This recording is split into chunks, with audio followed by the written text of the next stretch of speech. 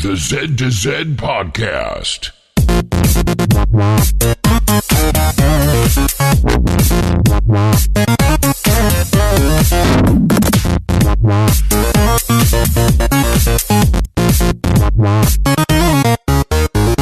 Good morning, good evening, or good day, and welcome to the Z to Z Podcast, the home for Xbox achievement hunters and Gamerscore junkies. I'm your host, Brandon Fream, and thank you so much for listening. At Z to Z, we love gaming, and in particular, grabbing achievements and gaining Gamerscore. We do news, reviews, and interviews. It's about achievements. We'll unlock it. You can find show notes for this show, as well as previous shows, on our website, z2z.com. This is episode 89. You can also contact us with questions or comments at Twitter, at Z2Z, ZEDTOZED, over at our forums, forum.z2z.com, or email us directly, contact@z2z.com. So here's our live show. Of course, if you're listening to it now, that's probably a recording, but for all of you in chat right now and the myriad of technical issues that we're having, it should be an absolute treat. Well, we've solved the technical issues. Okay, fine. There's still a little bit that we need to kind of work through, but, you know, I'm sure it'll be great. And, you know, it'll be fun to listen to this again on Wednesday when it comes out on, iTunes or Stitcher or wherever you listen to. I know. Look, our downloads this week are going to be terrible because everyone's going to watch it here. No, they'll keep the downloads. We got all you guys to still hit the download button. You don't have to listen to it again. But you should, because who knows what we edit out? Who knows what, we tack on to the end? I don't think I'm going to get to my contest thing today. So, that's true. I hadn't planned on doing it, at least. But anyway, regular show stuff, right? Oh, I guess I got to introduce my hosts. So if you're looking at the stream, maybe I just do this. That over there, that's Randy. Oh, I hope I did it the right way. Is he? Nope, he's that way. You can't say that. You can't say that, Fream. Jeez, are you kidding me? Man, already making more work for me. Yeah, just hit the bleep on that one. Yeah. Nope. See, I pointed the wrong way. All right, anyway. So there we go. That's Prue. He's right there. How you doing, Prue? I'm glad to be back. It's been a few weeks now. Well, I guess a week and a half, but it's good to be here. So.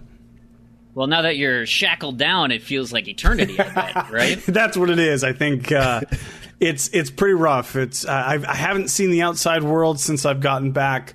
I haven't been able to even interact with anybody that I care about. But I think I'll make it through, so no worries. I'm so excited for the background Tammy sighting. I feel like it's going to happen. It's going to happen. There's no doubt about it. I bet. And then right above me here in the blackness of space is Randy2727. How are you doing, Randy? I know, it's a big face reveal. It's pretty crazy. Pretty crazy stuff. This is what happens live on Z to Z. Are you going to do it? I mean, am I actually going to see a face? Oh, there it is. Yep. Okay. Yeah, it's right there. Did you see it? You should be able to see it. Brilliant. Okay, so as far as regular stuff, guys, this is exciting. We got live show. We're having a good time here. Couple announcements. So the merchandise store is up. We launched a couple campaigns. You can find the links over in our forums, forum.z2z.com. I've got one of my shirts on. It'll also be in the show notes. Right here. Yep. So, if you're interested in this one, logo up on the top of the chest here. We do also offer belly ones, so that's great. So this, I'm wearing a medium, okay? They're just the Hanes, dark black colored t-shirts. So they're very true to form, and they're comfortable. Tagless, all that kind of stuff. Fantastic shirt. The mugs look great. What else we got on there, Randy? I did put together, since it was easy to do, it was only available in the US store, but there's a premium version of the kind of regular Z to Z style, like the unisex ones. Okay. I think they were a bit more, they're like 30. So I don't know what they're printed on, but apparently it's nicer. So, but same kind of style, I think. I don't know if it's also Hanes, but that is Hanes in the US. The UK one, I'm not sure. It's a different brand. Right, but, right. Yeah, so it's all up. Mugs, shirts, all the goodies. Brilliant. And hey, can we get hats? I got my hat on right now, but I would love the little Z logo there, or maybe say Z to Z and Z logo on the front. Do they offer those? Because that'd be sweet. Well, I don't know, because it probably has to get. I don't know. We can look. There's a whole bunch of stuff. Okay. I just did mugs and shirts. Anyway. So, well, Grug put most of it together. Thanks, He Grug. did all that stuff. I just copied them and tweaked a couple things. Not the design, just the... Because the weird thing with Teespring is you can't just edit a campaign. You have to go and duplicate it and then change what you want to change and then post it again. Which is why all of us got like 300 emails when I was tweaking the t-shirts last week. So many emails. I kept looking at my phone and it was like, hey, it's been 2 minutes. You've got 40 emails. Like, what's going on? What's happening? Anyway. Randy's working on the t-shirts. That's what's happening. and then we look in Discord and you're like, what's happening here? Why can't I just stop a campaign? What's going on? Anyway, so merchandise aside, awesome. And if you guys like representing, I've gotten multiple comments by people like where they're just like, "Hey, what's ZZ?" Of course, because you can't see the 2 in there, but whatever. It's a cool design. I love it. It's awesome. So thanks again, Grug, for helping design it. Tarragon for making Grug design it. It's wonderful. And I also want to thank all of our patrons out there. I know we have a ton of you guys in chat right now. It is awesome that you guys are supporting the show. Every little bit, tiny little bit helps. And we can do stuff like this. And in the stream, hopefully after this test run, we understand how to do it. We can start doing giveaways in the stream. We could do patron-only giveaways. We could start, of course, anything we're over right now is going into whatever the August pool of patrons is going to be. So we've got a lot of things cooking as we're getting this ball rolling and learning all of the things that we have available to us. And then I got 2 more announcements. Number 1, Rocket League tournament. I'm so excited about the Rocket League tournament. Stushinkin had a fantastic idea to host one of these. You're excited too, Prue? Well, obviously I'm excited. And me and Stush are going to end up on the same team, so I don't have anything to worry about. Are you going to rig it?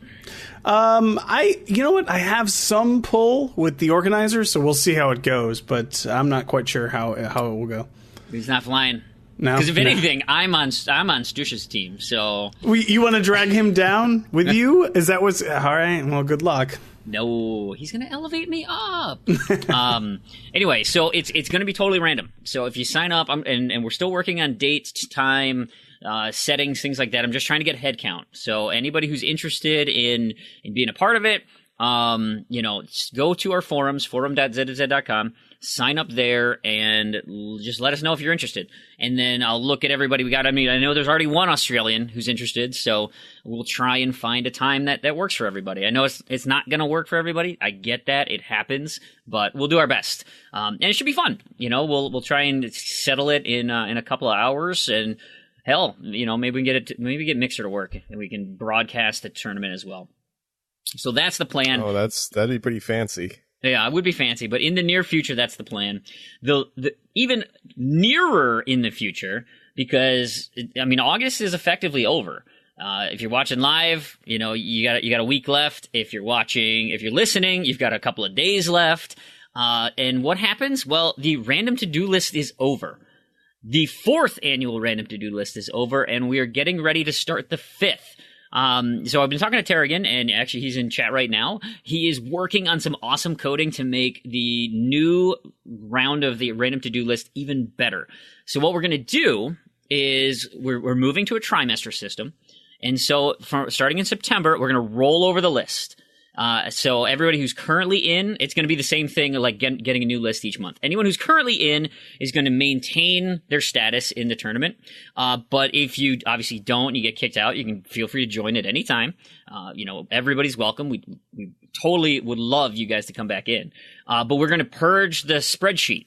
So all of those things get locked in, and all those zeros, anyone who's off, we'll just add tabs back in as people join up in the session. So we're going to do trimesters, and we're going to go from September through the end of the year in sort of like a little mini campaign. Okay, maybe we'll call this 4.5, the 4th and a half great random to-do list, because at the start of the year we're going to kick off a brand new 1-year tournament split into 3 trimesters, and we're going to put prizes at each sections and try and do something for the overall, because there is something about someone who can do the entire year's worth and get, I mean, how many? That's like 300 some achievements that you've seen in your random to-do lists. And so we'll do our best to kind of, find a way to reward you for all that hard work. It's by far my favorite tournament, or my favorite contest we do. I look forward to it every month. And see how they line up. I've got my pool of games that fit the next Gamertag challenge for September, which is Sea Monkey Powder. A lot of good letters in there, so I'm hoping I can maybe get some cross-contamination there. So that's it for my regular announcements. I've been talking forever. Of course, that's my style. I do that anyway. But I'm going to kick it over to you, Prue, and you can tell me about your win of the week. Have you even gamed? I have a little bit, but of course he's not allowed to anymore. Oh yes, no, it's true. The old ball and chain. Am I right, folks? No. Actually, my win of the week is going to be the fact that I traveled halfway across the country. It was quite the trip, and I went and got my girlfriend and helped her move her stuff back here to the East Coast, because anything East Coast is better than Central Time Zone. Yeah, East Coast is what I hear. I know, it was a lot of fun, and it was a lot of driving, and I'm glad it's over, and I don't have to do that again for... How did you move the kitties? Ever. They had like these kind of... UPS. No, they were in the truck. We had these like... Trunk? You put them in the trunk? No, I said truck. Need to enunciate. We had these like cloth kind of cat containers that we carried them in. They were very... sack. Yeah, I hear you. Yeah, they were very unhappy, but it worked. No, so it was a lot of stress. It was a lot of effort, but it was a good trip, and it was fun, and I got to see a lot of things. And now, kind of settled back into life, and that was my win of the week for sure. Like, this is kind of going to be my life now. It's a big major change. Oh, you're so grown up, Prue. I really am. I really am. And in fact, I read ahead in our outline, and there's a little bit of community feedback about that. There's some questions. You bet. We'll circle back. Yeah. So it'll be fun. Wonderful. Randy, what was your win of the week? Is it this? Well, is it this awesome stream that you set up that we got working? That's true. I did put some effort in that. I put some effort into the merch. I'm gonna have to say playing Sonic Mania more, because it's so good. It's just as good as I thought it was at first. It stayed that good the whole time. It's amazing. It's so good. It's the best game I've played in a long time, for sure. I mean, I made some good progress on Killer Instinct too, but Sonic Mania I think is gonna have to be my win. It's a blast. Everybody go buy it. Yeah, well, so my win of the week actually literally happened about 2 hours ago. Because I was looking at my list of like games that I played, and I'm like, okay, same old. Is there anything there really like that does anything for me? And so anyway, so the wife went out with her mom to look for like dresses for my brother-in-law's wedding. Yeah, I know, confusing chain, but follow me here. So anyway, they were out, and so I had the kids all night. And my son had a buddy call him up, and he was like, "Hey, you want to come over and watch a movie?" Fine, get out of the house. And so it was me and my daughter, and I was like, "Well, what are we gonna do? We got a few hours. I got this random to-do list item that really I think you can help me out with." And so what I did is it was in Mickey's Castle of Illusion.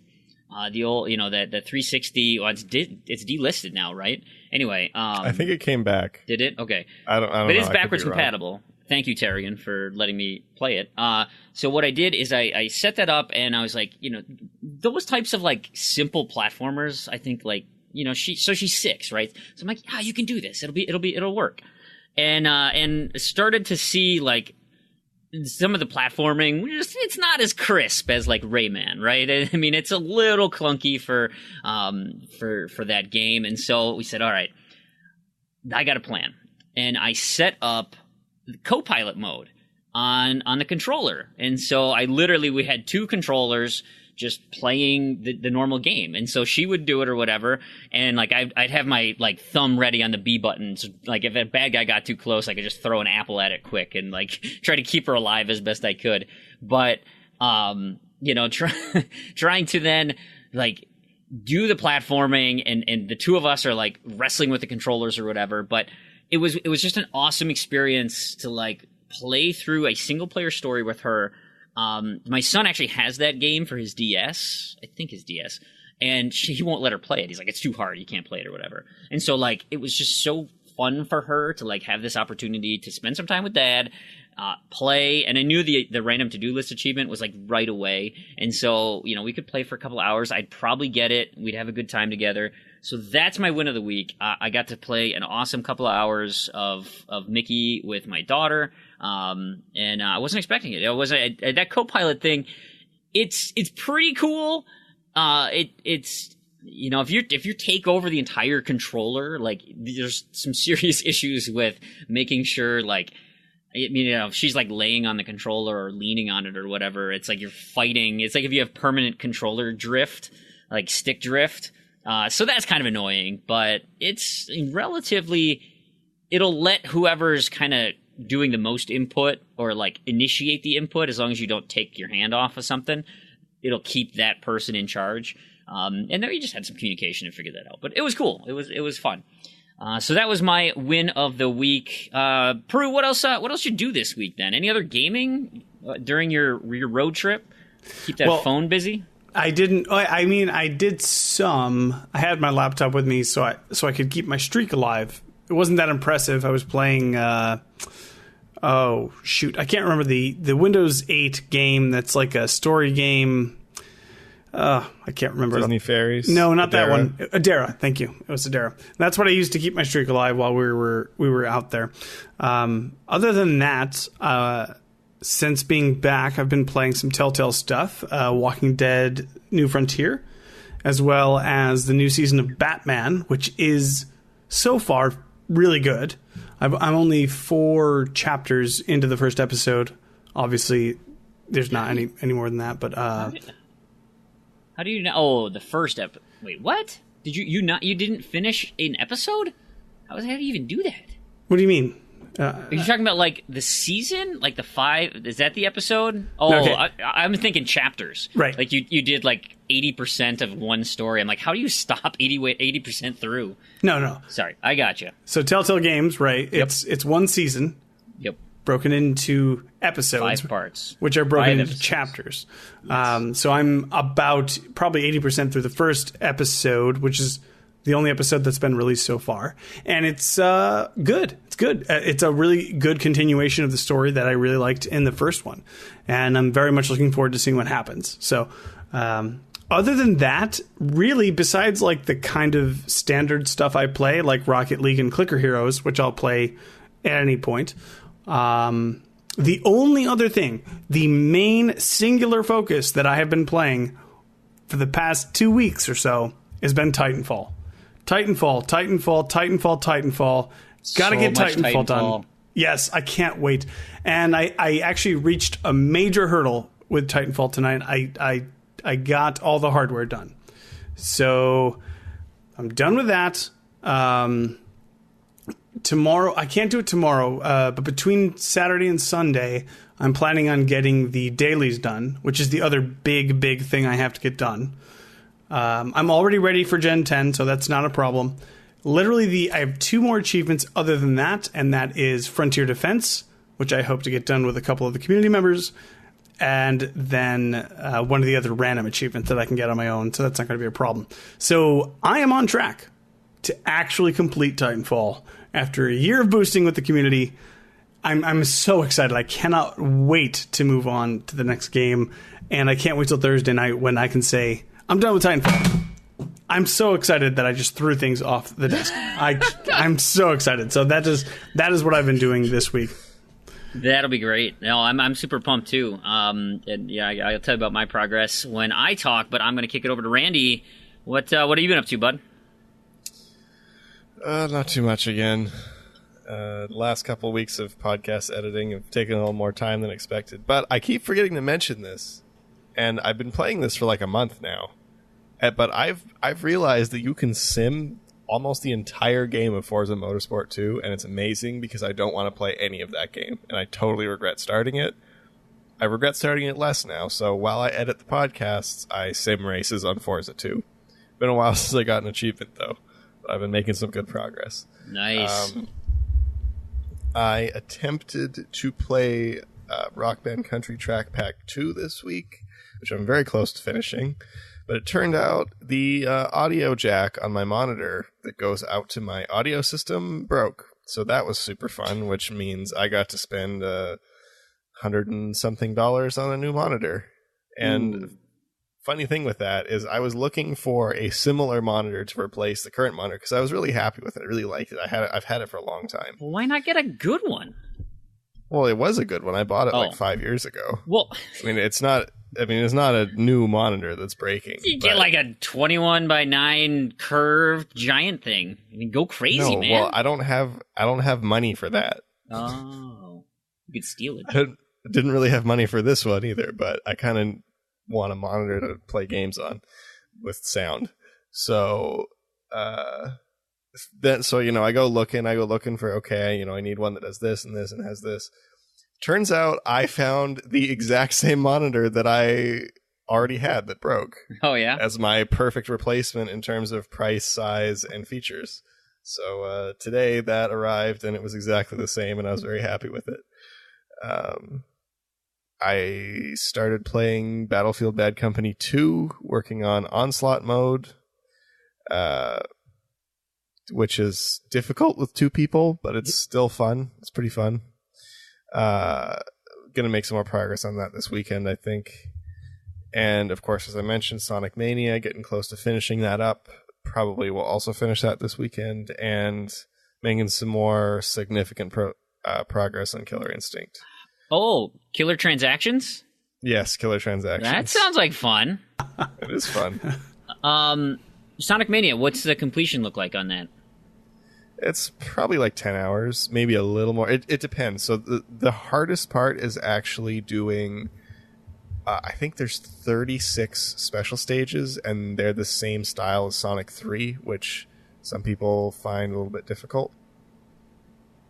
So if you're good at those, less time.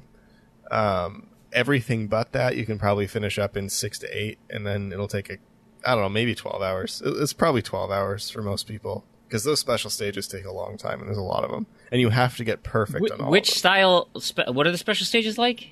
Sonic 3, it's the kind of... Is it the half pipe? No, that's one. No, it's the one where you turn 90 degrees and you go through the orbs. Oh, the sphere thing? Yeah, and then if you worst. you make the circle and they turn into rings and you keep going faster, yeah, it's tough. Yeah. And they made them tough. So that's it's not as hard as I thought it was going to be initially, but like there's 36 of them. So it's a lot of special stages. Yeah, Fortunately, are they responsive? Because like that was always the issue on the old one. No, it's good. Yeah, it's tight. Okay. But the nice thing is you can keep restarting the first level. There's 2 posts you can get to in less than 30 seconds each. Mm-hmm. So you just keep restarting the first level and just hit those first 2 posts, and the medals you get carry over. So it's it's not too bad. Perfect. Overall, and I really like the achievements in that game because they're not just like beat the game, get all the collectibles. Each one, like almost all the achievements are find something specific hidden in this stage or do something specific in this stage. So they're kind of fun, and they make you explore and go back and find some extra little Easter eggs without being excessively difficult. Right. Cool. Well, I pretty much just did the same things. Like, so as far as Zombie Army Trilogy goes, I'm to the point now, I've only got 8 achievements left, and they're like the ones where it's kill X number of Y things, right? And of course, one's like, 5,000 zombies and, 50 elites or whatever. And so like, it's just a matter of like finding levels where they infinitely spawn, or they have, they have a way to easily kill them. And really, that's just all solo stuff. I think our last session we did all of the getting the individual person to rank 10 in horde mode with being like tops in medal count or whatever. So Fug and Beer Me and Koosh and I now all have that taken care of. So the only thing, I think we got one session left then on Sunday night here for finishing up Survivor Quests, pretty much. And then after Survivor Quests, I think we're on our own to finish. I don't know any other reason to keep playing that. So that means my Sunday nights are now effectively open. I don't know what I'm going to fill it with. There's been some talk about maybe getting a little Borderlands action going. I don't know if Sunday works. We'll see. Anyway, Borderlands, count me in. Yeah, you want Borderlands 1? I'll play any Borderlands, and I can dish out some modded stuff. I think if somebody teaches me how to do it. Anyway, so there's that. And then the other thing, I launched Recore this week because of the Definitive Edition thing coming out. So I made sure, I own it. I didn't know if owning it was going to be enough to make sure that I got because it's a free update, right? The new Definitive Edition, kind of like what they did with Ori and the Blind Forest, or is it like a $5 upcharge? I don't remember. Do you guys know? Anything? Bueller? I think it's free. I think it's free, too. Said it was free to everyone that has it. Right. I think so, too. And so that's coming out, is it coming out in August 29th? I mean, that's now. So anyway, I threw an achievement on there just to make sure I had it. But that new update, I mean, there's some cool stuff coming out with that. They've got a whole new adventure to it, a new chapter that they've got. I don't know how long it is or whatever, but there's the talk of the new companion, the tank bot or whatever, T8NK. There's 2 new overworlds, 10 new dungeons, and then it's funny, in their patch notes, they make a very specific subsection that says load times. So the loading times when you die are no longer 30 seconds to a minute. They're actually less than 5 seconds. And it's oh, wow, why didn't you do that before? The other thing is instantaneous traversal through areas and arenas, so that you don't have to, spend all this time in load screens. And then they added a bunch of stuff as far as the map, you can fast travel to places and make that a lot easier. The one thing I didn't see on here that was always an issue, and maybe it won't be a problem now with the load times, was if you forgot to, you didn't bring, oh no, they did cover it here. If you didn't bring the right companions and you had to go back and get the new ones, it was such a chore because it took so long and you had to go all the way back and oh, I need these 2 guys or whatever. And so now it looks like you can actually do that a lot faster and set your things without having to go all the way back to your home base, that you can actually do that at some of these the transfer sites or the swap sites. And then really, I mean, they just kind of geared everything up to make it more more user-friendly. The best parts, of course, there's the enhanced visuals that they've had before, which are nice. But for all of us, 20 new achievements, 500 Gamerscore. They're adding that to the base game. They're increasing level cap. They're adding 4 new bosses. I mean, there's a ton of stuff here, and to have it for free, that's great. I'm really excited about that. And, okay, I literally just bean-dived the game. So it wasn't like it was anything significant, but like I said, I don't know what the requirements are. So if you have it, I totally, especially if you're in chat right now, and have it, go get an achievement, at least one. Then you make sure they know that you own it, or at least boot it up, because then they can likely track that you've started it. I don't know how that's going to work otherwise, but anyway, so I did that. Microsoft Solitaire. I got the Pyramids win, so I'm now down to only doing the Spider Solitaire, getting my bronze medals, and those 2 Star Club achievements that they don't have on the Android phone. So I might have to find a way to get a Windows 10 device so that I can get those 2 Star Club things and get that thing completed. But I technically have 2 months. Maybe they will launch it in 2 months. Nope. You don't think they will? Nope. It's been coming soon since it launched in November of last year, so I don't think it's coming now. But it's like now is sooner. Like it's getting there. If it indeed comes out at some point, I guess. Anyway, the last two things I've done mainly this week are like end of the month, really trying to focus. So I put a lot of time into Deadlight, the director's cut, which is the Xbox One version of Deadlight.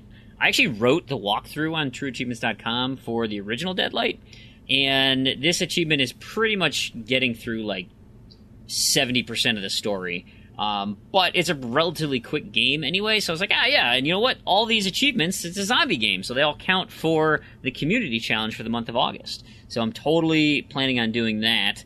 And I didn't quite get my random to-do list achievement, but I'm close. So I'll hopefully finish that. What I did finish, though, was Firewatch. So I had mentioned I wanted to get back to it. I sat down, powered through it. Okay, so thoughts on Firewatch. It was good. I liked it. I don't agree with the Game of the Year type discussions that were going on about it.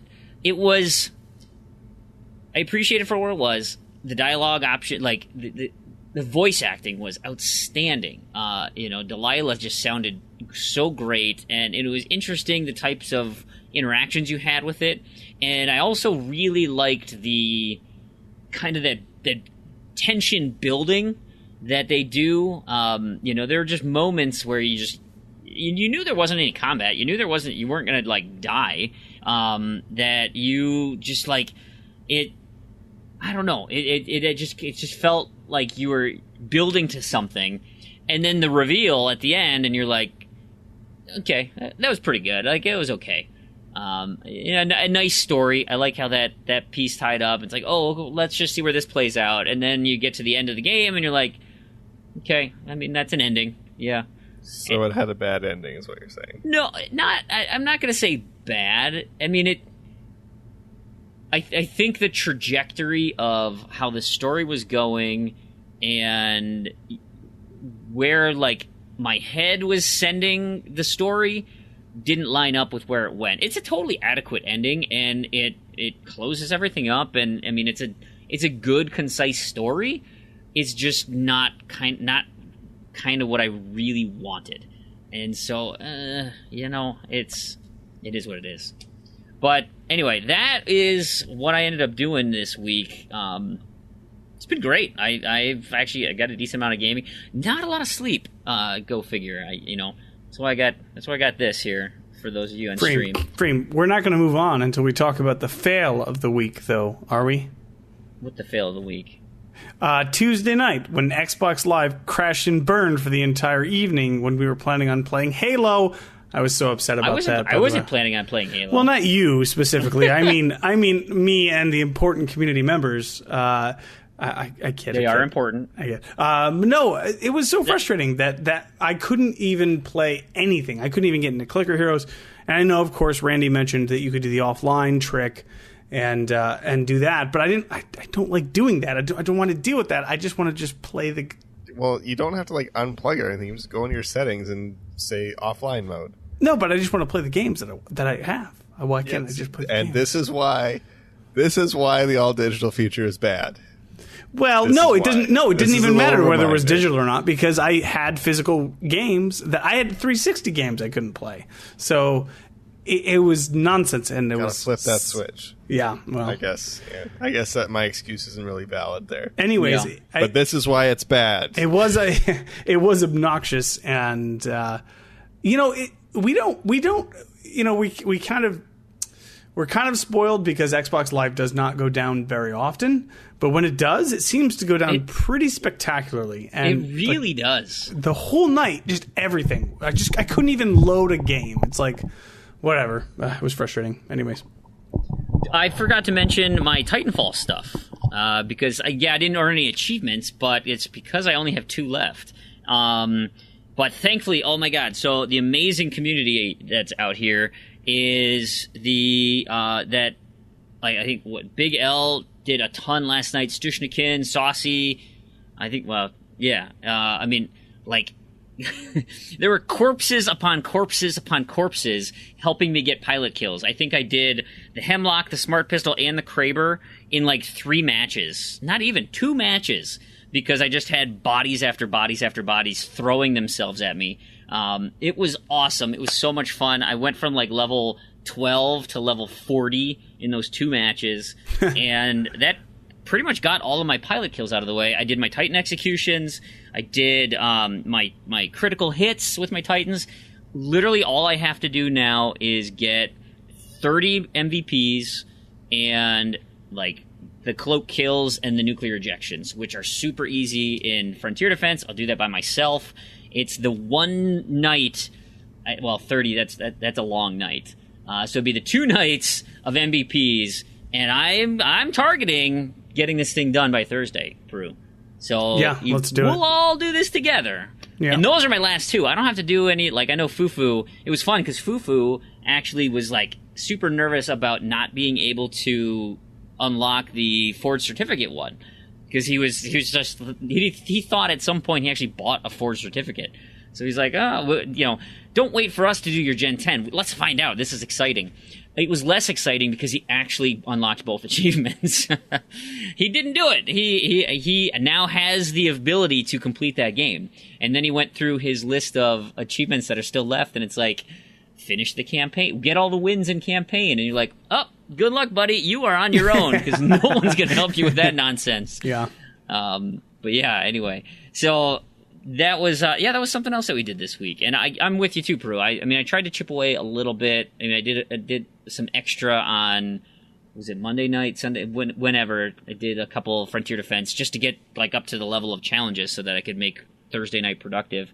But that leads into next Thursday. So next Thursday is the last Titanfall. That is August 31st, the end of Titanfall, which means then starting in September.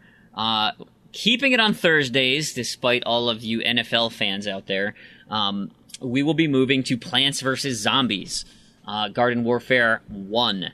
Now, that, I believe we're splitting into 2 groups. Chat will happen on the Xbox One, so we'll get a big party together like we always do, and some of us will have to boot up a second, our 360 and play that. Some of us will be playing the Xbox One version.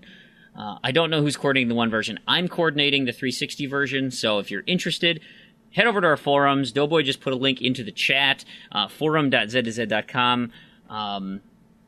Wait, no, it's not over there. Discord. You want to go to Discord. That's where the Plants vs. Zombies room is. Discord.me/Freamhole. That is for anybody who's interested in joining up our Thursday night Plants vs. Zombies channel is in there. So yeah. That's it. Okay. We have now talked for like about 40 minutes on just random crap that we've done and site stuff. We should probably get into some news. What do you think? Sounds good to me. There?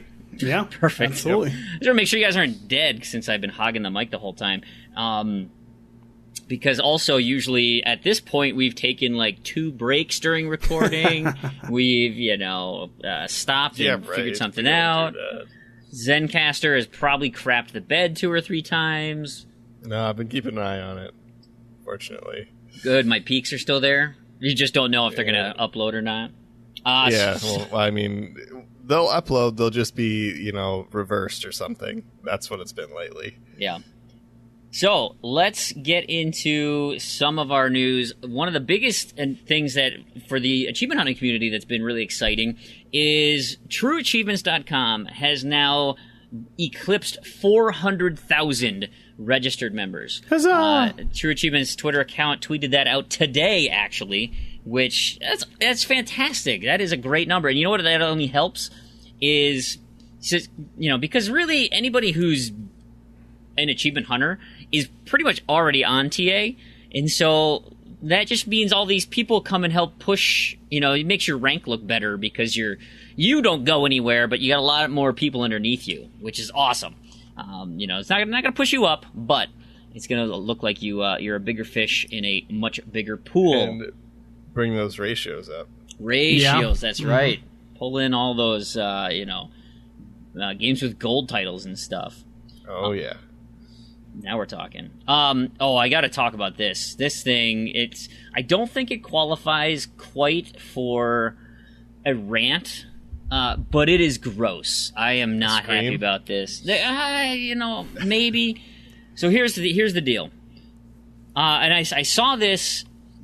So I'm looking at an article from GameInformer.com, and what caught my eye is because it's like, oh, Comcast Xfinity internet users. I'm one of those. Like, cool. What do I get? You are getting access to the Call of Duty World War II beta. Now, we've got this cross-pollination of Activision, which, I mean, they want to get as broad a reach as they possibly can. But now they're partnering with Comcast, and they're going to start giving beta codes out somehow. I don't know how. Like, I assume I have to go and like log in through here and tell them that, get my account number or something, and they'll send me a code. But I don't like this. I don't like this at all. Like, keep my gaming in with my gaming. Keep it in those circles. Don't start interfering with my. A commercial's fine. Like, I understand you have to market the game still. But I really don't want like, now advertisements in my monthly cable bill. Like, oh, hey, by the way, did you collect your beta access? Like, God, get out of here. You guys are all cord cutters, right? So you don't have to. Yeah, no. No, you guys jealous? What? Well, Not at all. I still had Comcast. I mean, that was my internet provider when I was in California. Yeah. But now how long is it going to be until all of the other ISPs mysteriously have lots of lag? Oh, get Comcast Xfinity for faster gaming internet. Yeah. How long is that going to be? I know, right? I don't know. Comcast will do it. They did it with Netflix. Yeah, they did. I totally forgot about that. Yep. I could get Netflix through Comcast. See, I'm not even being super ridiculous this time. Like that literally happened. happened. I forgot about that. Now, you know what? We could turn this around, have a little ray of sunshine. Okay. Now, hold on. Randy coming up with a ray of sunshine. I'm really excited to hear this. About Comcast, no less. Yeah. I mean, Comcast is like number 3 on my most hated things list. Now, if that meant that they would expand to more neighborhoods that they were not in previously, that might be a good thing. Because if you don't have a choice other than Time Warner, and then Comcast moves in, they're like, hey, faster gaming internet, here's a good price. Maybe I'd switch. I still don't like the idea, though, and I still think it's terrible, and Comcast is evil. So, right. I'm not happy about it. I don't think anything good's going to come of it. Let's put it that way. No, I'm hoping like it's just so innocuous I don't even see it. Like it comes, it goes, it disappears. Like it's out of my life. Like I am so over the Call of Duty thing that it's just not for me. Thanks though. Now I will say this is a GameSpot article. There's a crossover here that there's the one I don't like, the Comcast and Activision. This one I do like, and Square Enix. So if you guys recall, about a month ago, maybe a few weeks ago, Square Enix partnered up with who is it? Playground, Forza Horizon 3, and they brought the Regalia, the car that the Final Fantasy 15 people drive around in, into Forza 3. And I was just listening to. Who was it? Was it IGN? I think it was. And they're like, who made that call? Did Playground call Square Enix? Did Square Enix call Playground? And at the time, I was like, yeah, I guess I don't know. I could see it go either way. Maybe it was a mutual thing. Maybe it was whatever. Now it's totally Square Enix. I know that they called and they're like, hey, we're hurting financially, so how about we throw our things just all over the world? And so you've got now like a Final Fantasy mobile game, which makes me want to puke. That thing looks disgusting. Because they keep using that, like the ad where it's like literally the same thing. They just reskinned it 3 ways. And then you watch a different thing and it's like, this is a totally different game. Like, what are you? It doesn't even matter. I hate it. But they've got that new so they got that mobile app thing. So now they are combining forces with Ubisoft and Assassin's Creed Origins. This is a new piece of DLC. It's a free update for all from what I'm seeing, and they're having this Assassins Festival. And so if you watch the trailer for this thing, they actually so all of the Final Fantasy 15 characters dress up like assassins, and they go around, and I couldn't tell what was. I mean, clearly I'm watching Final Fantasy 15, but I haven't played the game, so I know there's third person that can go around and stuff like that, but they're actually letting you do the leap of faith. They're going to have some minor climbing mechanics. They're actually introducing some Assassin's Creed things into the game. And it's this little special area as part of this festival. So you get the clothes, right? You get the assassin's robes. All characters get to wear these. Noctis gets a little special Master Assassin's robe, because he looks super special. There is a Moogle Chocobo Carnival that is coming in. It's going to run to the end of September. And then there's this just weird... And this all happens on Thursday, August 31st. It's going to run to... This is a long festival, so I hope you like it, because it lasts from...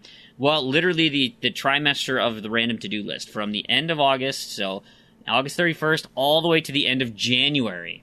And it's a free update. So... You should watch the video. I'll post the link. If you're in chat right now, you can actually see it. You can take a look at the image or the trailer there. It kind of looks cool. This is a crossover I'm okay with, and I'm surprised how in depth they are. And it would be one thing if it was Square Enix merging with their Tomb Raider, right? It's internal developers, right? They can cross-pollinate a little easier. But the fact that Square Enix is going out to Ubisoft and coordinating that way, that's really strange and kind of cool. I'm excited about the fact that we can have these types of collaborations, and the best part is it's free. That's even better. Have you guys had a chance to take a look at this at all? Do you have any thoughts on? I know none of us have played Final Fantasy 15, which is too bad. Yeah, no. So I'm I'm not interested in Final Fantasy at all, but I'm semi-interested in Assassin's Creed, but it doesn't matter.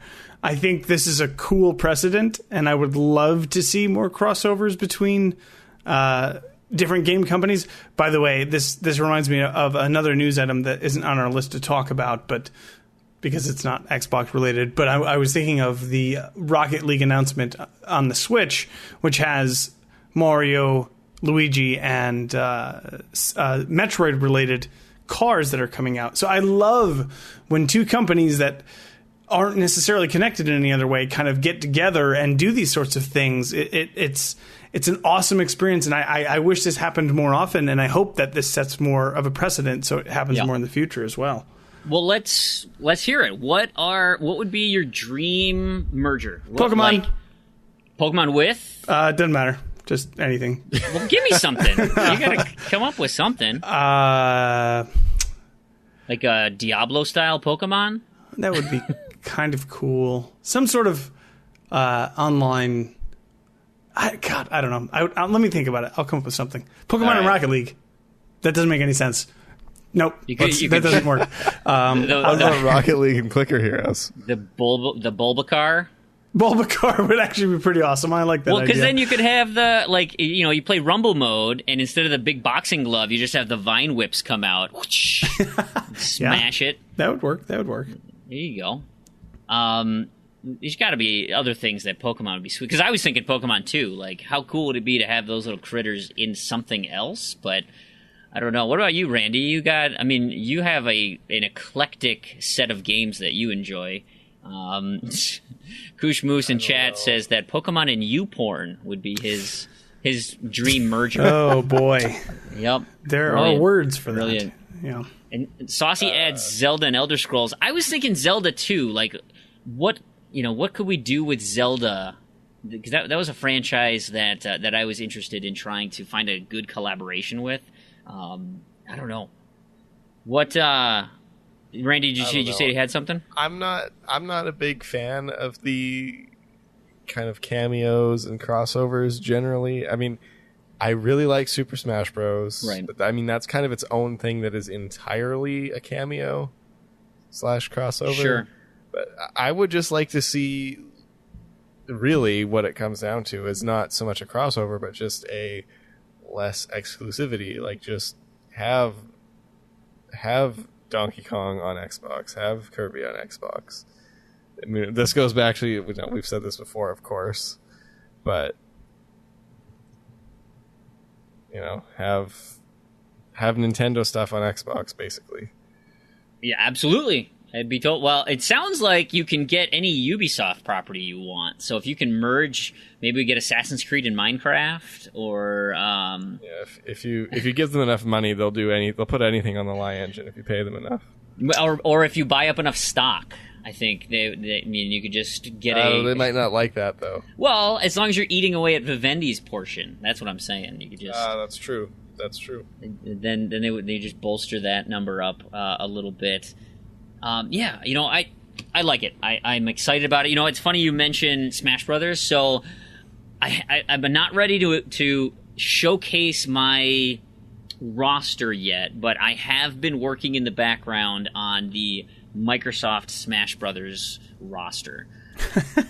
And so I've gone through. I mean, they have a lot of IPs and a lot of dead things, and so like you could get kind of quirky with some of them. There's always the easy ones. And I know Sony did it with their PlayStation All-Stars or whatever. Very successfully. It was a successful. Massive smash hit, yeah. I think Brawlout is going to be way more successful than any, of trying to just merge these characters together. But I think what kind of... You need to add the character, right? So if you have, like, Steve from Minecraft, who obviously has got to be in it, right? He's going to be a mainstay in it. And so it's like, okay, so what's his projectile move? Right, he's probably got a bow and arrow. Sure. He's got to throw his pickaxes or something, or blocks or something. Can he make like a portal to warp himself to safety? Is that his up B move? I was thinking his up B would just be to like build. He would build a block platform like in the middle. There's a guy in Brawlout that does that. That's his up B is just a pillar. Sonic's up B in Smash is to manifest a spring. The spring, right? Yeah, in the middle of nowhere. Oh, yeah. So it would be very similar to that, except he wouldn't bounce off of it. It would just kind of stay there, and then he could jump from.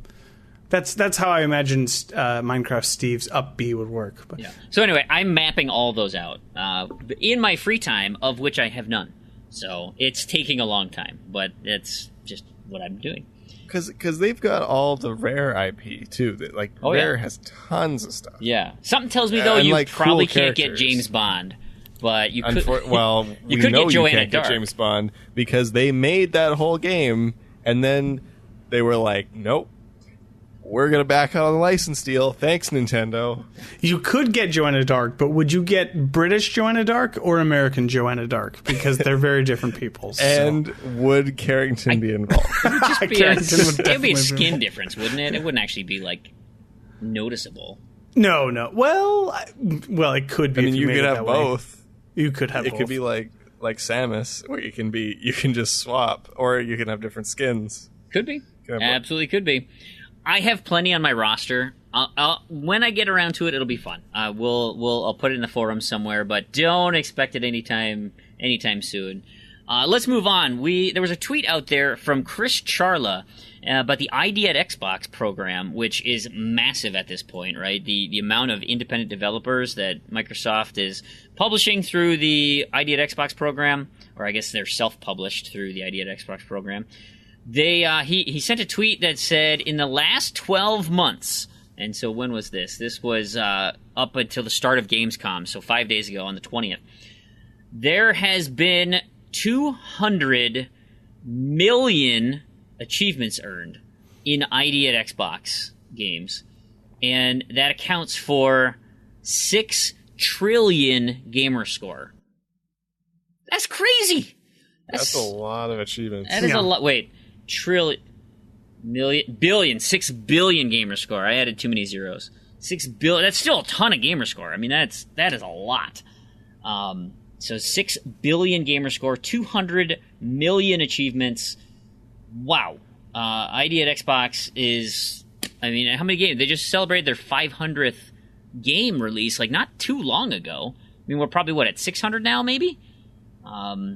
Maybe 750? Maybe. No, I doubt it'd be more than 600. I agree. So the reason I bring that up right now is because this was a story that we were going to talk about on last show, and of course we were shrumped for time, so we pushed it off to here. And I think it's interesting. So it's through GamesIndustry.biz. The writer here is James Brightman, and the headline: Indies need to start charging more for games. And so ultimately, what the story is essentially getting at is that because independent developers are really just trying to get anything they can in sort of traction and get a build and people interested in their games, that really a lot of it is that we've just become accustomed to waiting for sales and stuff. And so then, like through the humble bundles or through the massive Steam sales, or, even, Microsoft does a lot of independent sales and things, that so not only do they charge less for their game because it's what the market bears right now, is that then they're quick to discount it because they need that revenue from the front end, and they can't work on a long tail typically, like most of the other like some of the other games can do. Like, Rocket League, that has a long tail for an ID game. But most of them, it's like they need to hit and they need to get a lot of buzz and a lot of excitement because they likely can't just ride that off. They got to be working on the new game while trying not to overly support the old game. And so what they're essentially saying is, like, it just can't be sustainable for these small companies because they're not going to make enough to support their independent endeavors. Ultimately, you get a scenario where, it's a lot of the reasons why the first games that come out of independent studios are so amazing, because they're such deep passion projects and they put so much time and care into them and build it to the point where they feel like it's met their vision. And then, hopefully they have some success. But then the follow-up game is like, okay, well, we burned ourselves out,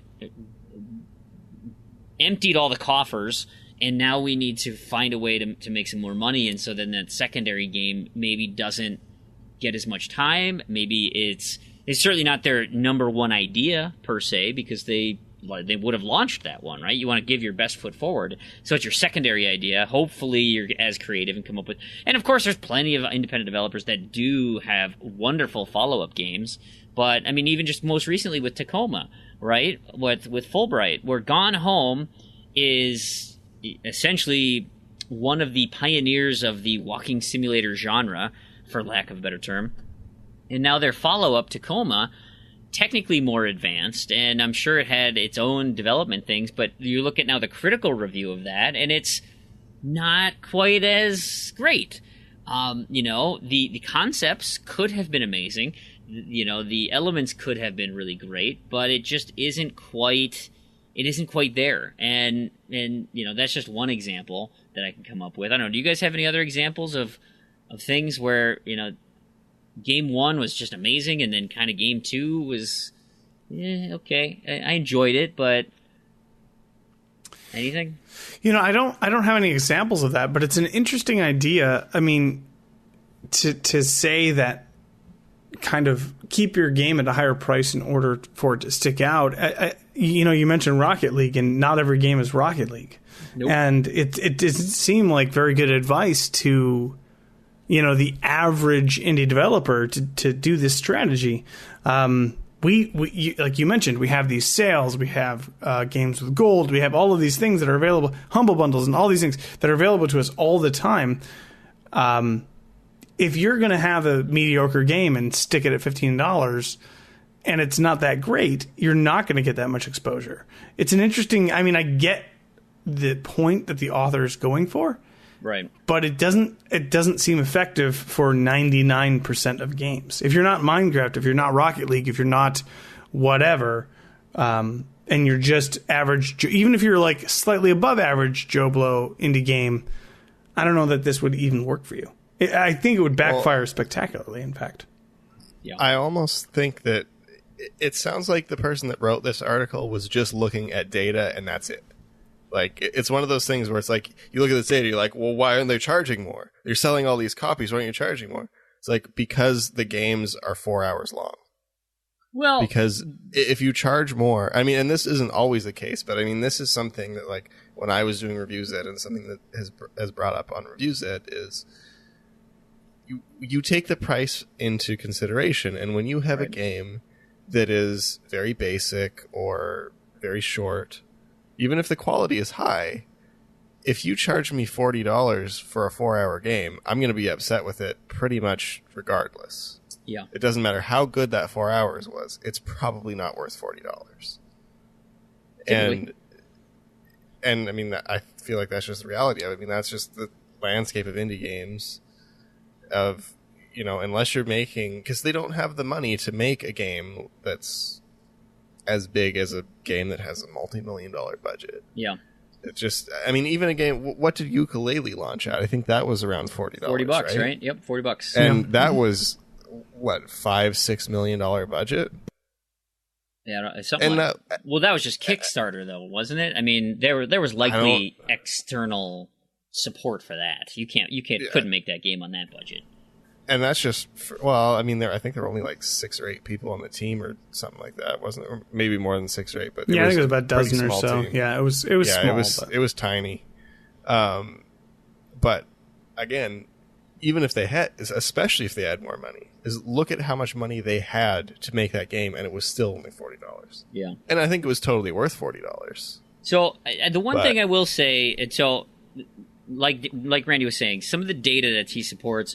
So they were doing Steam Spy, right? So they can keep an eye on what the prices were. And he said the average title in 2017, $8.72 on Steam.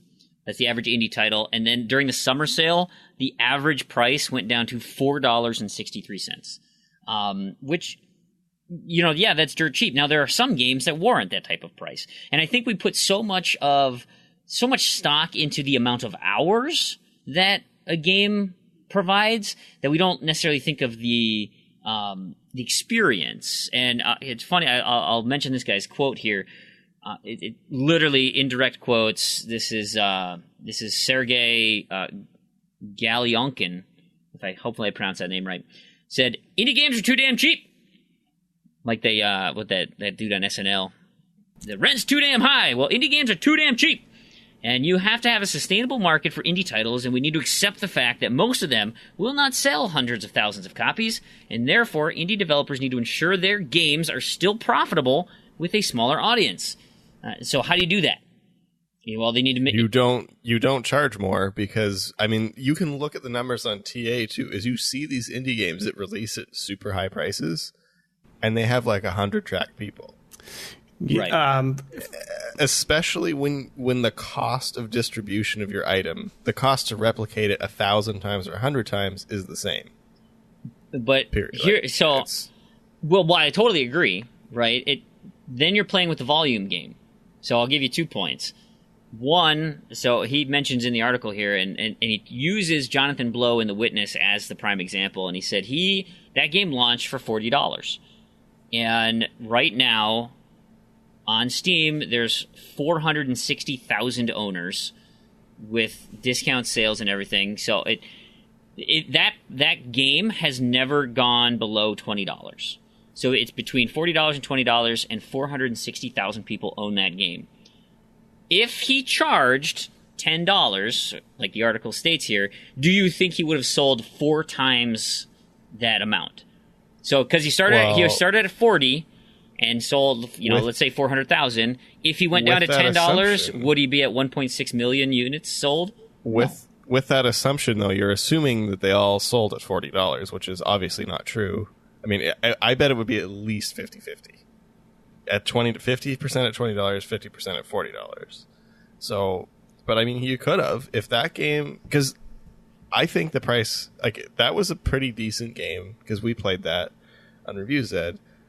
But $40, like, for what the game is I think a bit steep.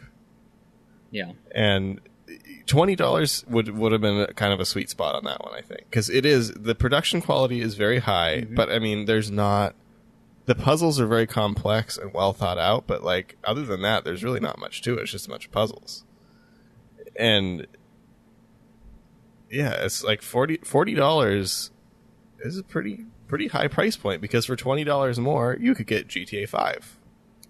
Yeah. And, things like that, where they're like the really top tier games, where and that gets to the point where you can fairly compare those side by side. Right. In terms of what your dollars can buy. And yeah, I don't know in that case if it would have sold, 1.6 or 1.2 million copies, but it probably would have been pretty close. And when you start getting that many people, maybe more people start to talk about it. And then their friends are like, "Oh, that's $10." Well, that plays right into I'll give that a try. What ZZ Urban Spaceman says here in chat. He says that higher prices mean less impulse buys, and so that price has to balance out with the perceived value of the game by its consumers.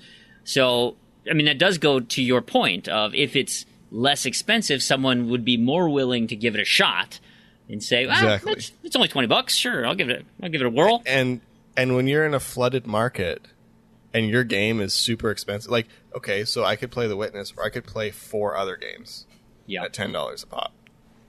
And I can probably get the same or more enjoyment out of those 4 games than I could out of The Witness, unless I'm really, really, really into puzzle games, which is not going to be a ton of people. The other suggestion he has is, this is Sergey again, is that because you're targeting a small group of people, right, you typically have a pretty rabid group of fans, people are intensely following. Those people are willing to buy it day one, and they can be swayed by price, but they're less so because they're really excited about your product.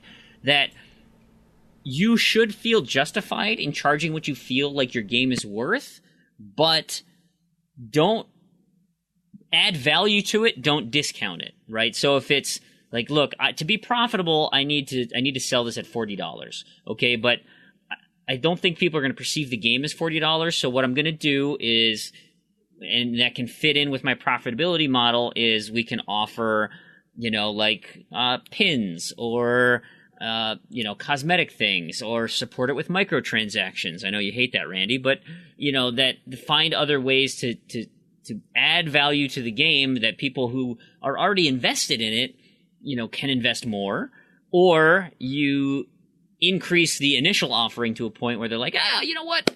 Yeah, it's a little pricey, but I get this sweet cap, or I get my names in the credits or something. Like if you look at Kickstarters, right? I mean, that's a terrible investment model. Throwing $20 at it and hoping you can get the game when it comes out. And typically, like the games, I mean, many of the recent releases of those games haven't necessarily been, $40 worth or $20 worth or whatever the final price is, and they've been sitting on your money for however long. Anyway, it can go both ways. I like the fact that the base prices can go lower, but I don't like the kind of the influx of all those microtransactions and things, So there is that. I don't know. I guess ultimately what it comes down to is I don't think the price of indie games should increase substantially until the average price here, until the average quality also increases, because I think $10 to $15 is about the average quality we get out of most indie games, which is fine, and I think they're worth that much, but once you start going above that threshold, then it's like, okay, well, now it's maybe not worth it anymore. Right. And like as you said, as Tarragon said in the chat, no more impulse buys. Because that's probably the most important one. And especially with a digital distribution model. If this were a physical distribution model, that's totally different because you have a cost of production, you have to hold inventory. With digital, there's no reason not to go for volume. Because it costs you nothing to make 1 million more copies of that thing, and you still get the same amount of money every time. Yeah. So yeah, I don't know. I agree with some points, but I don't think I do. I don't think I agree with all of it. Yeah. Last piece of news here that I want to touch on is, well, you know, I don't know how we necessarily feel about VR, but you know, it's a growing area. People want to invest in it. They want to find ways to use it, but this might be a little far. I'm going to assume this is actually a game and not actually training, but KFC, Kentucky Fried Chicken, right? They're shortened to KFC now. They have a VR experience which is training employees how to fry chicken. And so you can actually watch this. It's through IGN's Twitter, so you can tell me if this is real or not. We'll do that into the chat. So hopefully you're listening. Oh, I bet it is Tammy that taking our video away. Anyway, so like this person with a VR helmet is standing in there, and all of a sudden, like a table comes down, and they gotta like take the chicken from the freezer, cut the bag. It doesn't look at all sanitary. That's, you know, they're just picking stuff off the counter, and then they're just dropping it with no gloves on and putting it into the deep fryer. But there is a frying chicken simulator. Really, this could just be a State Farm simulator. But anyway, have you watched this video at all here, Randy? I saw a little bit of it. It looks interesting. I mean, that's a game, right? That's not like this isn't actually a training thing, is it? I don't know. I mean, maybe. There's no way. There's no way this actually is like valuable to anybody as a training. Like, sacks of frozen chicken don't fall from the sky, and you know. But I mean, they fall from the freezer. Hack it with a katana to. All right, fine. It's a box cutter, but and then you're. Oh, it looks like they do have gloves on, but I don't think you can wear a watch while you're. I don't know. Maybe that's to tell time here. It just looks. I hope awesome. you can like. I hope you can like put random crap into that deep fryer. Like, there's this toy on the counter. Be like, can you just throw that in the deep fryer for fun? Can you take some of your utensils, can you just put your bare hand into the deep fryer? I don't think you know what fun is, Fream. Do you fail the training seminar if you're just like, you pick the thing up and hold your hand underneath the, you know, burning oil?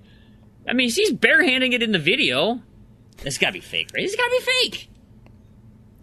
Just kind of a for funsies thing, a marketing thing. I think it is a for funsies thing, for sure. Oh, I shut down their Twitter feed, and the top thing I saw up there was the Disney XD, folks. I did Not see today. that as well. Not today, friends. Okay. Man, all right, what are we doing now? I think it's time we move into feedback. This, we saved a lot of things from last week, and got decent stuff here, and of course, you know, if we're gonna do a Q&A, we might have to poll the audience, push a little bit to next week too, because I don't want to have to spend all week editing. No, that's fine. So we can go ahead. I'll post in the chat here. So if you want, let's do the stuff that pertains to this show first. Then we'll see how we are for time, and then we can. No, actually, you know Q&A. What makes more sense is to address the white whale in the room from what happened last week, guys.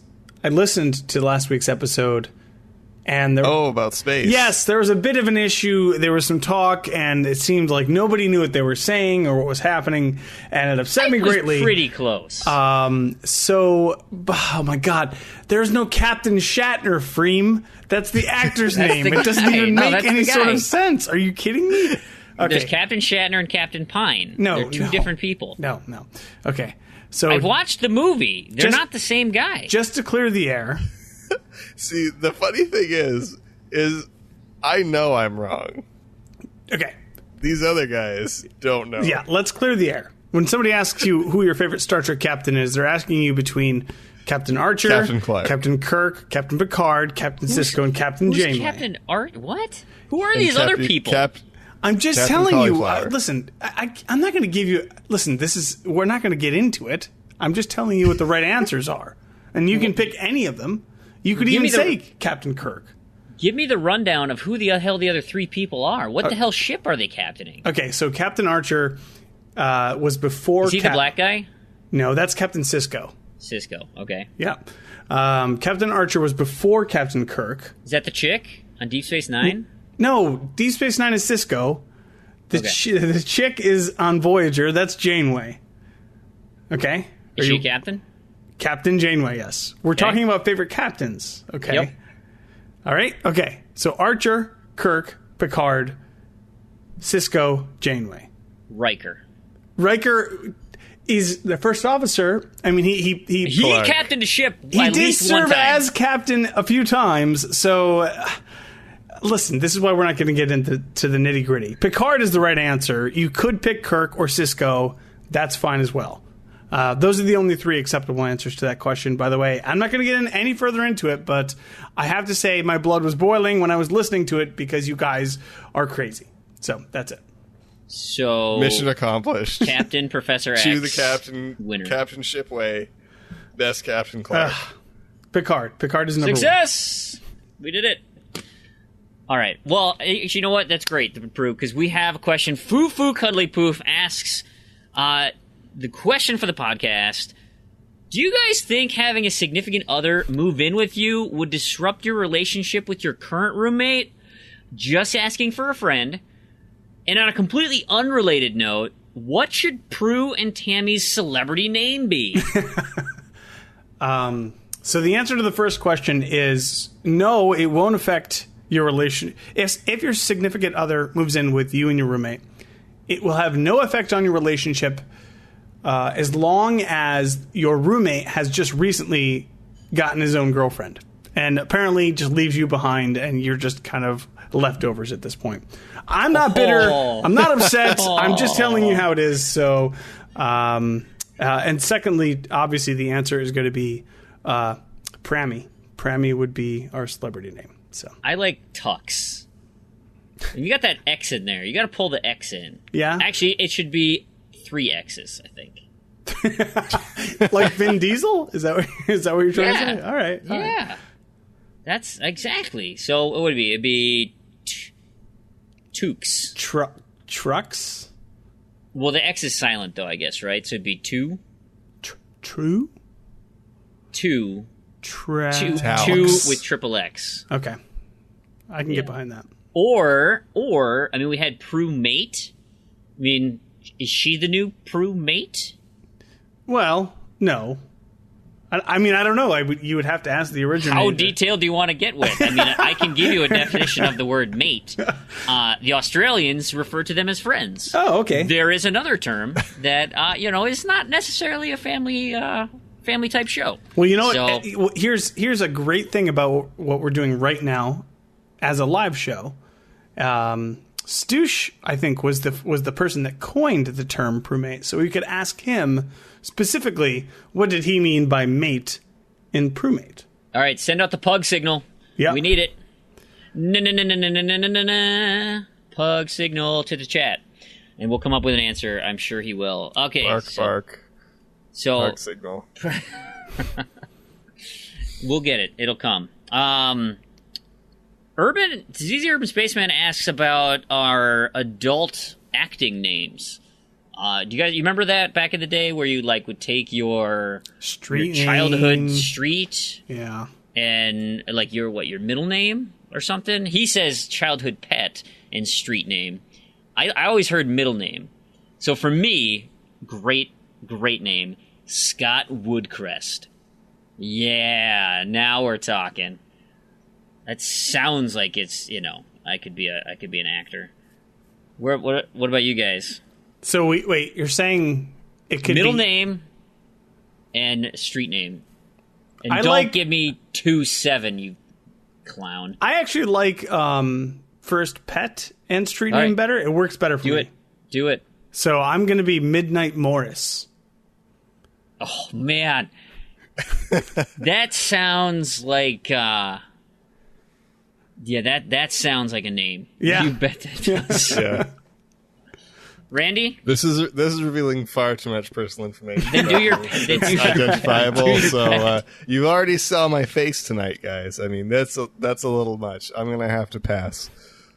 All right, fine. You're not even gonna make something up? You could make something up. I think you could. Oh, like Canada didn't Woodchuck. Or... and who... Oh, because your parents still live on that street? Pick any sort of name, then. Like 27 Main. You caught... Sure, there we go. 27 Main. First. 27 first. Yeah. All right. Got a question from R56 Cooper S11, who's in chat right now in Australia, in the Saturday Arvo. Looks like movie-based games are making a comeback. Is there any upcoming movies you'd like to see have a game tie-in? Yes. What is he referring to with movie tie-in games? I don't even know. What's Cars 3. Cars 3 came out on the 360 and the One. Well, yeah, but that's... I mean, is it directly related to the movie, or is it simply just a kart game? No, I mean, Cars 3, the movie, came out like a week after that game or something. Yeah. So, no, it is. I think it's a prequel to the movie in terms of story, but I mean, that's kind of normal for a movie game. But that doesn't necessarily... I mean, so, but like, it's not that one. I mean, he makes it sound like they're making a comeback. Like, is there more? Is it like hope. the MCU, that the Avengers game? Is that supposed to be tied into the... Oh my god, what happened to that? Well, it's in development. The Square Enix stuff, right? Yeah, all that stuff. Wow, we haven't heard anything from that since that initial teaser. That's kind of terrible. Actually, I was going to say that, like, for my example of what I want to see is I want to see an Avengers game, but I guess it's coming. I guess we're kind of getting that technically, so I don't know. I mean, it is being made by the Vaporware company, though, so... Maybe when he says that it's kind of a resurgence, maybe it's like the mobile stuff, because it seems like every movie kind of has like a mobile app / game that comes out with I feel like that's kind of what killed the console movie games. Yeah, maybe. Was the mobile ones, because you can just make $1 zillion off of microtransactions. Well, I mean, most of them, like, kind of what you're seeing now is that you've got the dual properties, right? They'll take a popular property and have an independent story that shares, things within that universe. So, like the Spider-Man thing, right? Like, the Spider-Man game is just in parallel with, likely is coming out in a similar time frame with Spider-Man showing up in the movies and things, but it's an independent story. It's just he's in popular media now, and so you've got the Insomniac Spider-Man game that's going to tie in with it, but it's not necessarily going to be like a movie type game. I think you'll get those types of things. That's why, like The Walking Dead, they didn't go ahead and just redo the Walking Dead TV show. They did Clementine and her story, just to exist in that universe, right? Everyone's now, it's all about building these universes, with the MCU, the DCU, what's the other... DCEU is the technical term, by the way. What's the E stand for? Extended Universe. Oh. Yeah. Disney has their own universe. Universal Monsters have their own universe. Who else has their own universe nowadays? It's obscene. Just like all these things are like, this all has to coexist in the same world. The Saints Row universe with Agents of Mayhem. The Saints Row universe. That's a thing. Boy. No, it is. I guess technically it crosses. Red Faction. Red Faction is part of that universe. Well, Altor. I would call it the Altor universe. Red Faction came first. Red Faction 2, then Saints Row 2, then Red Faction Guerrilla, then Saints Row 4, unfortunately, then Get Out of Hell, unfortunately, and then, super unfortunately, Agents of Mayhem, that I'm probably going to have to play now because it is actually a direct sequel to Get Out of Hell, unfortunately. Yeah. Well, I'm shaking my head, as you guys can see on stream right now. I'm just shaking my head in unhappiness. As far as title, like, extended universes I'd like to see games into, because I don't think necessarily direct movie tie-ins are going to be. I don't think they're making a comeback. Like, I don't know what you're talking about, Cooper, because nobody's going to spend the money or development time to do those types of things anymore. But I think they're going to try to augment their universe. And so as played out as it is, the zombie genre, love it. World War Z. I mentioned it before. I want a World War Z end of days scenario. Maybe you could do like I don't know. I don't want it to be turn-based tactical, but I do kind of want like you got to go in, to globe trotting different areas around the world. You have little mini objectives, like maybe a Destiny zombie type game, only set not in space, but like a shared world shooter with like cooperative elements, and it spans the earth in modern setting. So like Modern Warfare 4, Call of Duty 4, Modern Warfare 1, that type of thing. That's what I want. By the way, I need to correct you, Fream, on one thing. You were talking about how Walking Dead was kind of its own thing as a video game, but... Oh, it's a comic, yeah, right. Well, even other than that, Michonne actually is backstory for the show, which I didn't realize until I played it and then read some background information on it. But the Walking Dead Michonne miniseries is actually based in the TV universe, not in the comic universe or the game universe, in fact. Yeah. So I don't know. I mean, I get, yes, that is technically correct, which is the best kind of correct. It was a 3-episode thing. It was, yes, to fill in some backstory on a fan favorite character. Fine, but it was certainly only done after the success of the Clementine story, and it was like, hey, people really like this, maybe we should cash in on it a little more. I'm not quite as high on that property as that particular piece of Telltale's catalog. Although I haven't played it, I will admit I have not played it, given it the time. So take that with a grain of salt there. But I want to circle back a little bit into chat, because there's a lot of discussion out, and whether they actually want to hear it or not. There was a piece of news that did come out. I didn't bother because it was kind of dumb news. The Xbox One X is officially sold out. All of the pre-orders are accounted for, I guess. And it has become the fastest-selling Xbox console, according to Microsoft's various Twitter accounts, through Phil Spencer, Larry Hurd, Mike Ybarra, many of the other accounts associated with Xbox have talked and, sung its praises and things. I don't know what that means. I mean, I was just going to say, what does that mean? Did they make 10 of them and then it sold out in 10 seconds instead of 10 minutes? Like, I mean, obviously they made more than 10 of them. That's an exaggerated example, but it's the same thing. Like, okay, so you made less of it and it sold more than you expected, so it sold out the fastest. Like, I wouldn't say that's a good thing if that's the case. No, I mean, well, they said it has outsold the initial offering, or you're right. I mean, technically it could be that. What I think they did, I mean, what they could have done is to say, well, our initial offering is a little bit more than we had for the Xbox One or the Xbox One S or whatever the best-selling recent one was. Let's make 100 extra consoles, and then if they sell out in a faster period of time, then boom, we hit both on.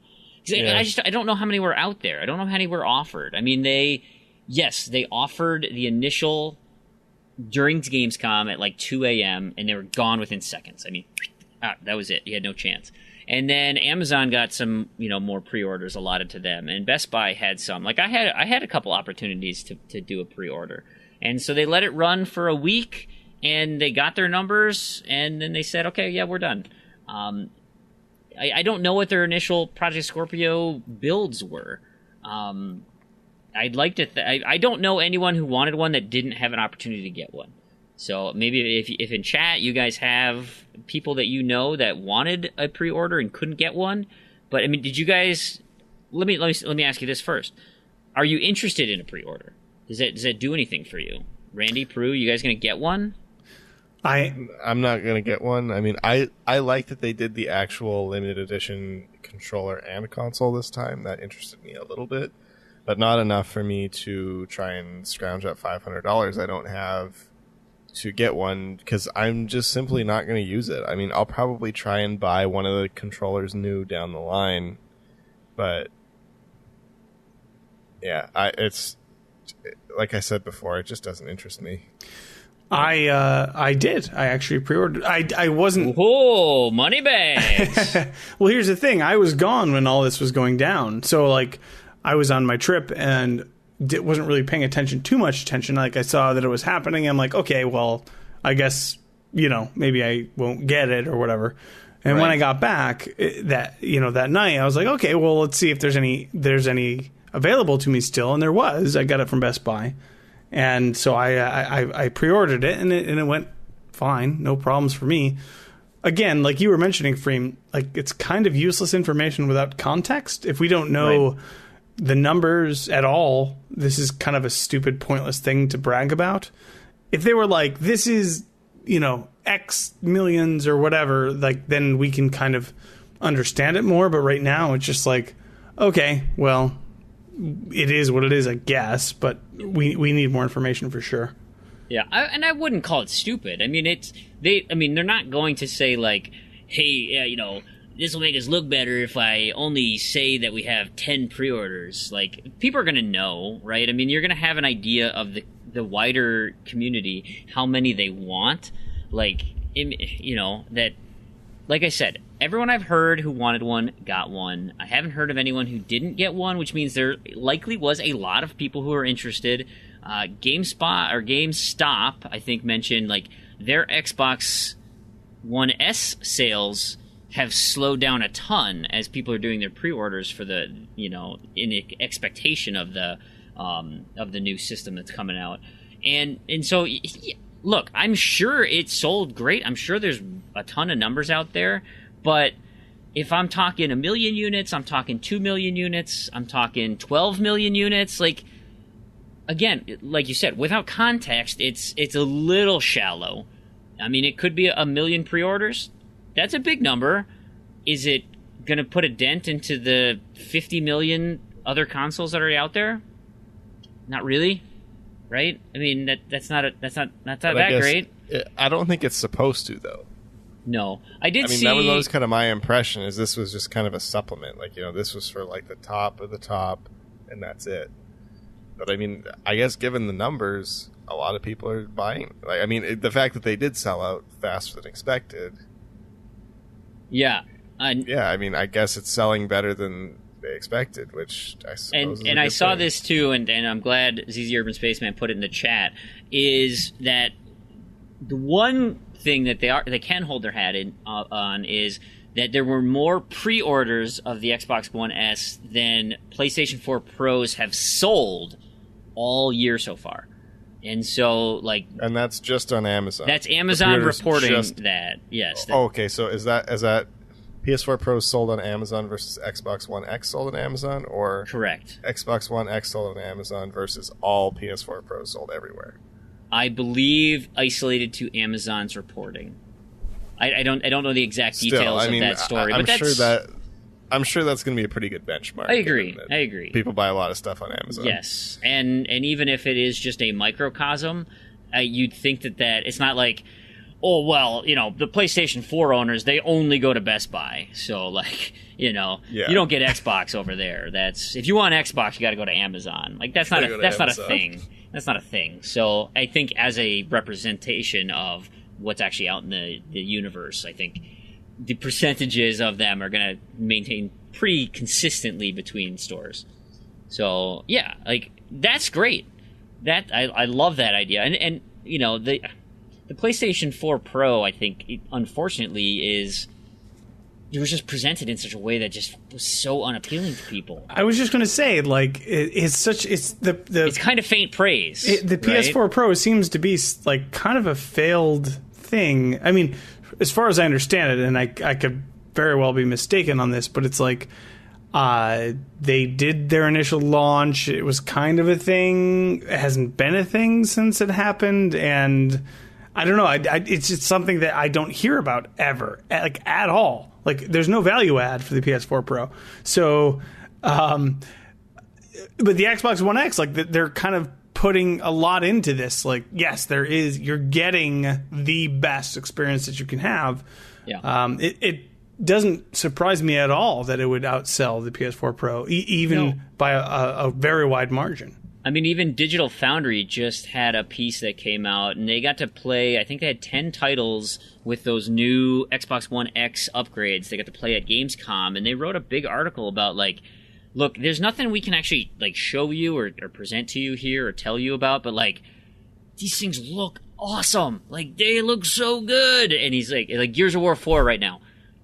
Blows your mind. It looks so amazing. I mean, like, the words they were using, like, and I think that's one of the more telling pieces is that, like, people, like, Digital Foundry is saying these things. Like, Digital Foundry took a giant steamer on Xbox One when it came out. Like, it was not in their good graces. And the fact that they're now kind of turned around and said, oh, yeah, like, the Xbox One X, man, this thing is pretty darn beefy, and it looks really good. You know, back to my point, though, about the PlayStation 4 Pro, in being faint praise is like you come out. Let's use cars for example, right? Because the Xbox One X is such a nicer car that they just have their new Porsche license, right? So the Xbox One X is the Porsche, and the PlayStation 4 Pro is the Corolla. Which are we giving away on stream? Prue, you said you were selling. You're giving your Corolla away on stream. It's not mine. And I'm pretty. Well, that's even better. I'm pretty sure it's not actually Corolla, anyways. But yes, okay. we will. But, if anybody that's wants kind of the thing, right? car, Like, you can have like, it. Yeah. Like you're comparing. Okay, yes, they're the next iteration of the last kind of baseline where things were equal, and I did air quotes there. People actually in video get to see the air quotes, but nobody else does. They were equal, even though PlayStation 4 had more horsepower and stuff. And so now, this next iteration, they're not equal. And it's abundantly clear they're not equal, yet because they're coming out in relatively the same amount of time, you're comparing them like they're equal. I'm super happy that Xbox One X is doing better than the Pro. That's great. Yes, there is a chance for these pre-orders to not go anywhere. I mean, you still have every opportunity to cancel them and not, fulfill your quote-unquote obligation. I mean, it's not an obligation. You're just saying, yeah, I'm interested in buying one. When it comes down to it, at $500 in November, are you going to feel the same way? I don't know. So anyway, I'm excited to see where it goes, but again, I don't know until we see some hard numbers, and they're not going to share those because a pre-order isn't a sale. None of these things have actually sold, right? They're commitments to sale. In the gaming industry, I think a pre-order is effectively a sale. No way. I mean, that's why everyone loves pre-orders. No, I know they do. I mean, because it's everywhere. I guess online they don't fight you to not cancel your pre-order, but in stores they do. Oh, yeah. You go into a store and try and cancel your pre-order. And there is something else to note. I'd be curious what the conversion is on pre-orders. I assume it's high. I bet it's like 99%. Well, I think that's way too high. 98%. Really? Oh, I think it's like maybe in the low 80s. I would bet at least 90%. Like, no way lower than 90%. Yeah, I would also kind of guess higher than lower because people are lazy and don't. Even if they don't plan on buying it, they'll forget or they won't want to go through the effort of canceling it. So okay, but then you have to take into account returns too. I mean, I think for video games it's one thing. If people are lazy, they're not going to return it either. No, but I think look. If I forgot I had a pre-order and then all of a sudden I look at my credit card bill and it's like, oh, hey, by the way, you don't have $600, I'm going to rectify that if I need that money. I mean, that's a big purchase. Okay, but that's for a console, which is very uncommon. I'm talking about games. No, I'm talking about consoles. That's why I okay, consoles, it was still at least... I could see a higher percentage. 90%, probably 95% still. Yeah. Now, there was one thing added in chat is the Xbox One X sold more than the Xbox One or the Xbox 360 did at launch. So I mean, that's at least kind of giving For- a sort of benchmark. For pre-orders, is that what it was? Yes. Because is it even a fair comparison to bring up the Xbox 360 as probably not, because that one was kind of a mess. Well, I'm just saying because the landscape was very different in 2006 when the Xbox 360 came out.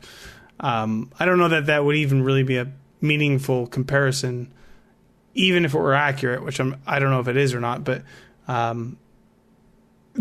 I guess, yeah, the Xbox One is a pretty good comparison. Yeah, I mean, for sure. I don't think things have changed that much since then. No. Yeah. So, I mean, I would say that's impressive. Yeah, I agree. Considering this is not a for everyone console, that's a lot of not for everyone consoles that they're selling. I'm excited to see what the numbers come out. I can't wait for NPD. I mean, because those numbers do come out. I mean, those NPD will share who won, how much they won, what the percent. Like, that's when you really can see the effect of this console. I'm super excited about it. Like, it's what they've done and the type of media attention it's getting.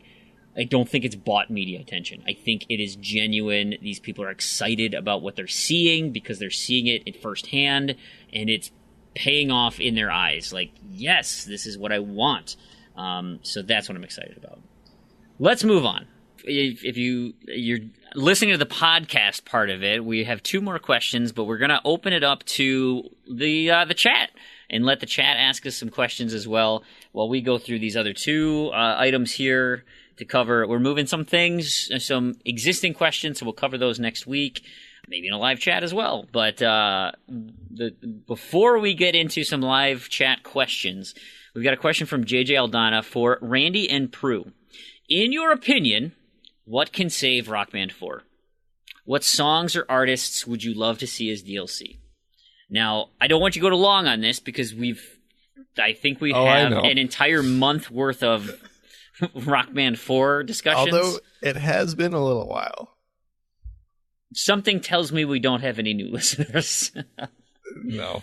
I mean, are there any bands really that even aren't part of DLC right now? The thing is, it's not the music, it's just the way the whole thing is handled and produced. I mean, you have no matchmaking. Like, come on. Yeah. I went on Rock Band 3 last weekend, and I matched up with somebody in seconds. It's like, people want to just play in matchmaking. Why is there no matchmaking? It doesn't make any sense. Yeah, it's not. The music is there. Yeah, the music is fine, the gameplay is fine, but it's just everything else was handled so poorly, and just the way harmonics has been super shady and deceptive. Like, and I don't know, at least for me, it'd be very difficult for them to kind of redeem themselves from that position. I would say if they came out with a Rivals-like expansion, and they did it for free, and it was compelling and fun and good. There was some new multiplayer mode that they could add that they didn't try to charge you for, and it was really, really awesome. I would say that would get me to turn my attitude around. I got it. You ready? Yeah. We just watched it last week. Kinect enabled. You have to dance with your guitar while you perform the show. Right. It's a mix of Just Dance and Rock Band. It solves itself. This is the greatest collaboration of all time. I don't know why they don't do this. That's true. You get style points for when you put it up here and you use your tongue to play the guitar. Yeah, there it is. We got it, guys. We fixed it. Yeah. But the reality is, it would take a lot. And I think something that would go a long way, too, is if they just made Rival, everything, the air quote expansion, a.k.a. things that should have been on the disc. Yeah. Just free to everyone. Because and add matchmaking, because what you're doing is you're just isolating people. People that are upset and didn't buy Rivals, well, you don't get to play online with your friends. And if I play online, once or twice every couple months, I'm not going to spend $30 on Rivals. Yeah. All right. Mango, I'm there. I'm up on the top right. So there's a lot of questions on that, Randy. And it's funny because if you take what the fug, right? That's his gamer tag. But if you just take that as actually part of the question, kind of like, what the fug? Why are you afraid to show your face, Randy? Well, I'm showing it. It's right there. Perfect. You guys can all see it. Saucy has an even better question because he wants to know, Randy, where are you going to sleep next week when you go and visit Peru? I think we're going to bring an air mattress along. If not, probably the burrito. The burrito is a better place anyway. It's pretty fantastic. I mean, our air mattress is pretty comfy. Peru, can you believe he's actually going to make you sleep on the burrito while he takes your bed? No, I promise you that will not happen. But no, we'll see. We'll have a rock off for it. Yeah. All right. Fine. That's a good idea, actually. Do we have any other? I'm looking at the chat now for some other things. Let's go back to our existing question here. While you guys go and look in the chat and listen, Miserly Pluto, he asks, given your current backlogs, how long do you think it would take to clear them out?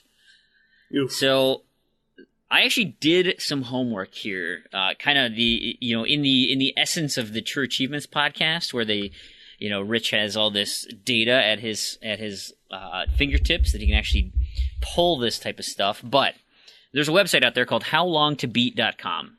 People are relatively familiar with it. It's a crowdsourced website that generates data based on, what people submit as, hey, it took me about this long to do this. And it'll tell you to, beat the story or 100% the game or story plus side quests. There's a few different options on there. And it's really just people offering information to try and create this database. So I had done that when I had my own catalog. I was not game sharing with anyone. And so I made my own catalog of all the games that I personally owned at the time. And this was 1.5 years ago. I made this list. And on the list was 371 games. Okay. So there's actually a stats tab there that will calculate how much it takes to do everything on that list. So of those 371 days, it would have taken me 948 days and 22 hours to complete all of those titles. That was 1.5 years ago, and now I've added all of Tarragon's games, which I'm not adding all of them because he's got an obscene collection of mostly garbage that I can't and won't play, but also the new games that we have access to. There are 664 that I've identified I want to play. There's another 100 in my kind of queue of I need to take a look. Maybe I want to play them, maybe I don't. So let's just say total is essentially double that, 750 titles. So then if I double that to get my day count up to 1,800 days or whatever, multiply that out, I get 45,500 hours. Now at my current gaming rate, and I don't even get this, but let's say I get 3 hours of gaming per day, that will take me 15,168 days. So 15,000 days. What is that in years? 41.5 years at my current pace. Not buying any new games, not doing anything else, spending 3 hours a day on games. It will take me 41.5 years to finish my current backlog. Let's just say I figured out a way to add an extra hour. So if I just went to extended naps instead of actually falling asleep. If I had 4 hours a day of gaming, I could cut that down to 31 years. Wow. So, that shaves a decade off of my gaming if I can just add 1 hour every day. That is obscene when you actually sit down and put pencil to paper and just write this thing out and you're like, man alive. And I don't even... so the one thing I will add is I'm not entirely sure what that means in terms of, because I don't think that's 100% completion number. I think that's main story type numbers. It might be completion. Let's say regardless, I'm going to be 60-some years old when I finish this backlog, let alone all the other stuff I want to play. So now that makes random to-do list, picking my titles, that much more important because I don't have a lot to go with. What about you guys? Have you looked at your backlogs and try to put a number to it at all? I mean, I haven't put a number to it. I guess that's one good thing about not having any money is your backlog kind of stops growing. So I think the last year or so, year and a half, I've actually reduced my backlog for the first time in like 4 years. Nice. So, I mean, it's getting lower, but at the same time, I don't know. Like I don't even like to think about it because I know I'm not going to play all the games I buy. But I do have a friend that did put all of his games into a spreadsheet and pulled all of the, well, I say pulled, he entered them by hand, all of the completion estimates from TA, and I think his backlog was something like a year and a half of playtime. Ugh. That's pretty good. That's crazy. Yeah. That's a lot of hours. Is he going to do it? I mean, maybe eventually, but it's kind of the same thing as me, I think, is where you don't expect to complete all your games. You don't expect to play all your games. And I think his list included games that he owned and has not started. So, yeah, right. I don't know. I don't remember. I'd have to check with him. But yeah, it's a long time. A lot of games. It is a lot. And they're not like all these like small indie titles either. It's because I like to try and get those indie titles off my tag as quick as possible, as best I can.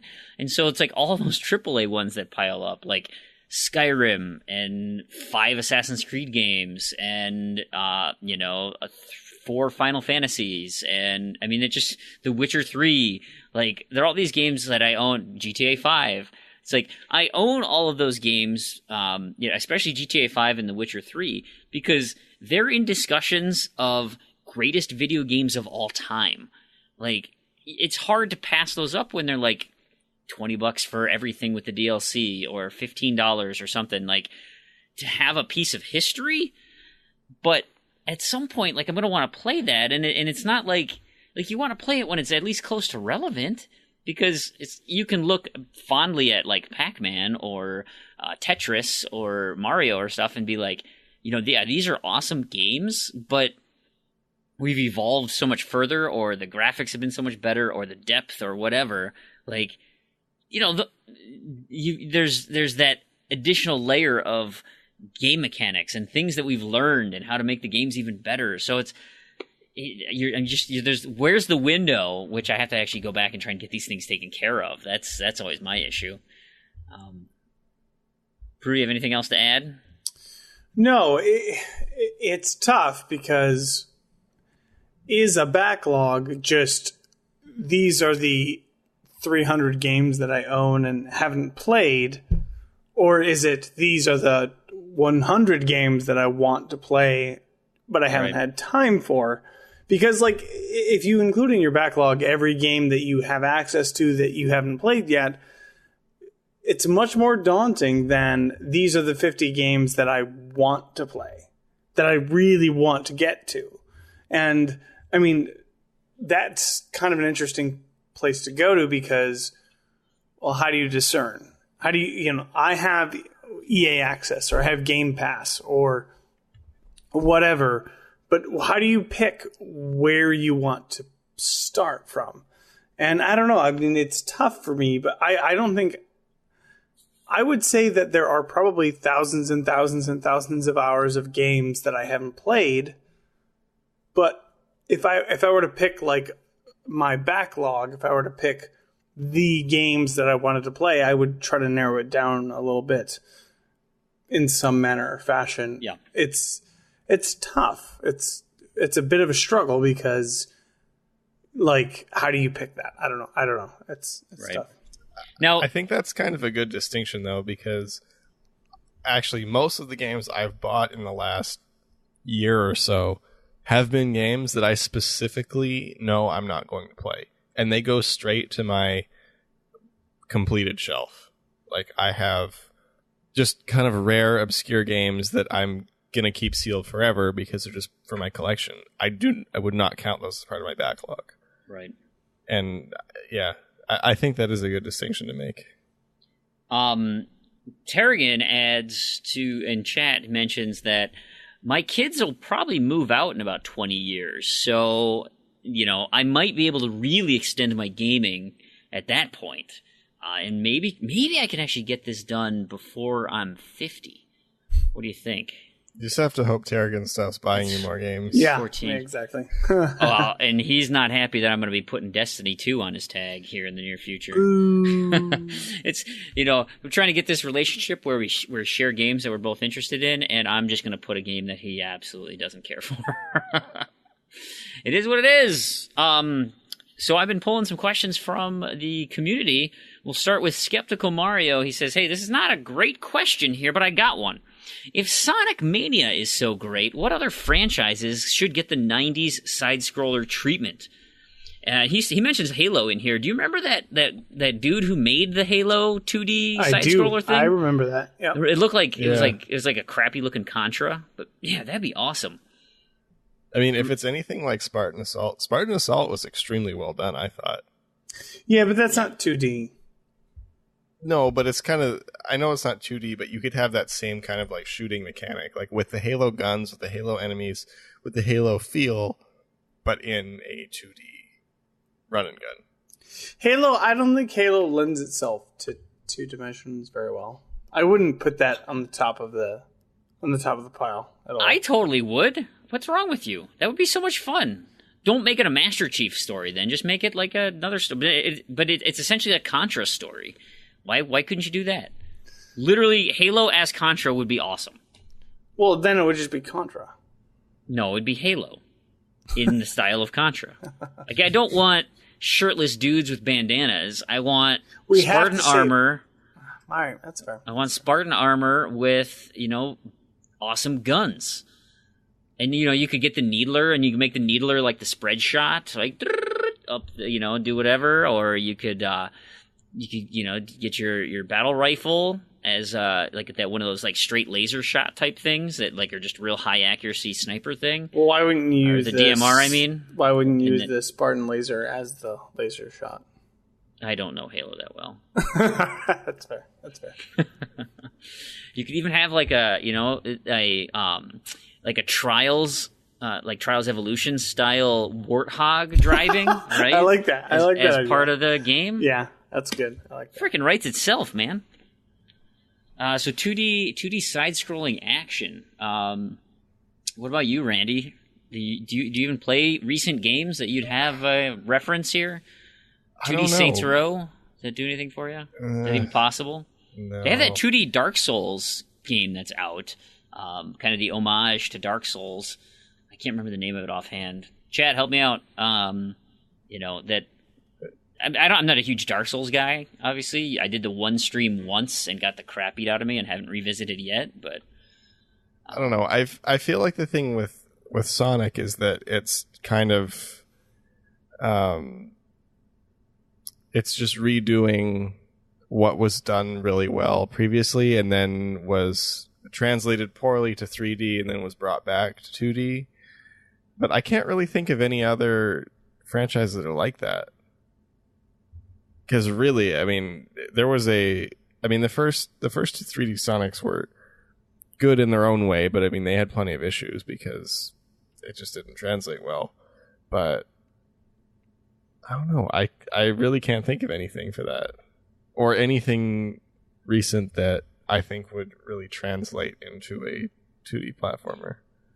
Beast Middle, well, it doesn't have to be a 2D, it doesn't have to be platformer per se, because Beast Middle mentions Dead Cells as, that's like a Metroidvania. But I mean, that's still in Steam Early Access, I believe, but man, I've been hearing so much about that game. That would be sweet. Like, I could see some cool Metroidvania type scenarios. You can go the other way, and it's like, what 2D game could we ruin by putting it into 3D? And a la Sonic, right?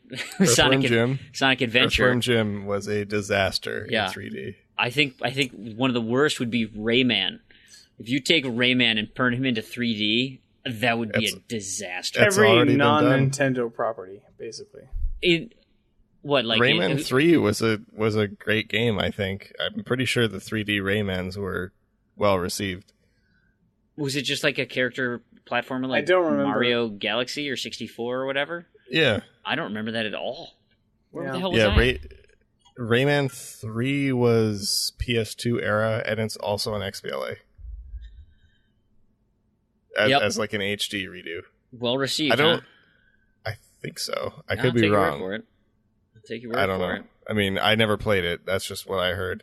I looked into it because it was one of those like super notoriously difficult achievement games back in the day. Oh, yeah?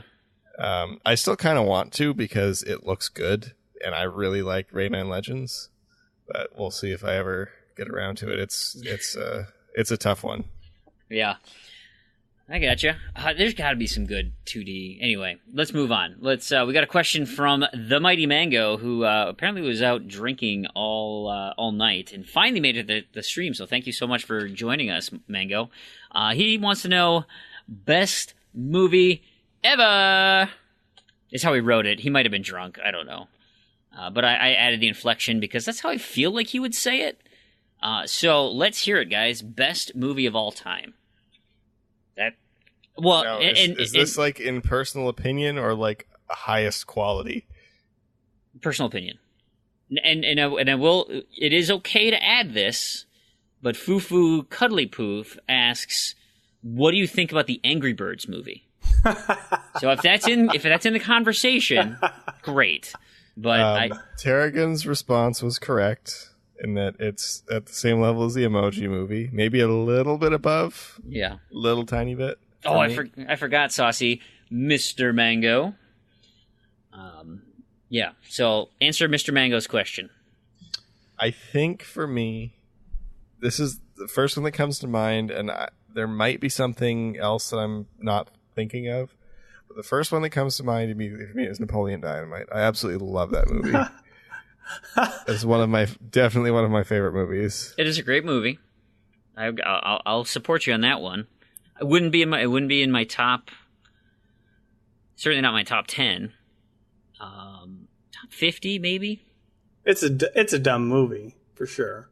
Oh, I thought it was hilarious. No. I mean, it is a dumb movie. It's dumb, but no, it's great. I wouldn't put it in like a artsy movie category, like a high quality movie category. Right. But like that movie is just there's so many little things in it that are just so great. It's got a lot of great things about it. So we have a lot of... And then very close next to it would have to be The Room. I don't think I've ever because seen like the viewings of The Room is like a whole nother... Like if you go to a viewing at a theater that is obviously not a new viewing, it's like a whole nother experience of that movie. And it's fantastic and it's super fun. Are you gonna watch that movie about the movie The Room? The Disaster Artist? Yeah. Probably. That's like Seth Rogen and James Franco and like that crew. You know, I actually met Tommy Wiseau very briefly one time. He is like a skeleton. He's the weirdest guy, like the weirdest person. It just weirder than you would ever imagine. Yeah. And he is also a skeleton. Like he's probably like 90 years old. That's crazy. Super weird guy. He's the writer of the Room or whatever. Writer and the star. Yeah, I guess he's the guy, right? Yeah. He's the guy. That's nuts. So the couple people in chat have said a couple of my favorites. Fight Club. ZZ Urban Spaceman put that on. I really enjoy that movie. More so, I like Saucy Slingo's pick of The Big Lebowski. That is probably in my top 5.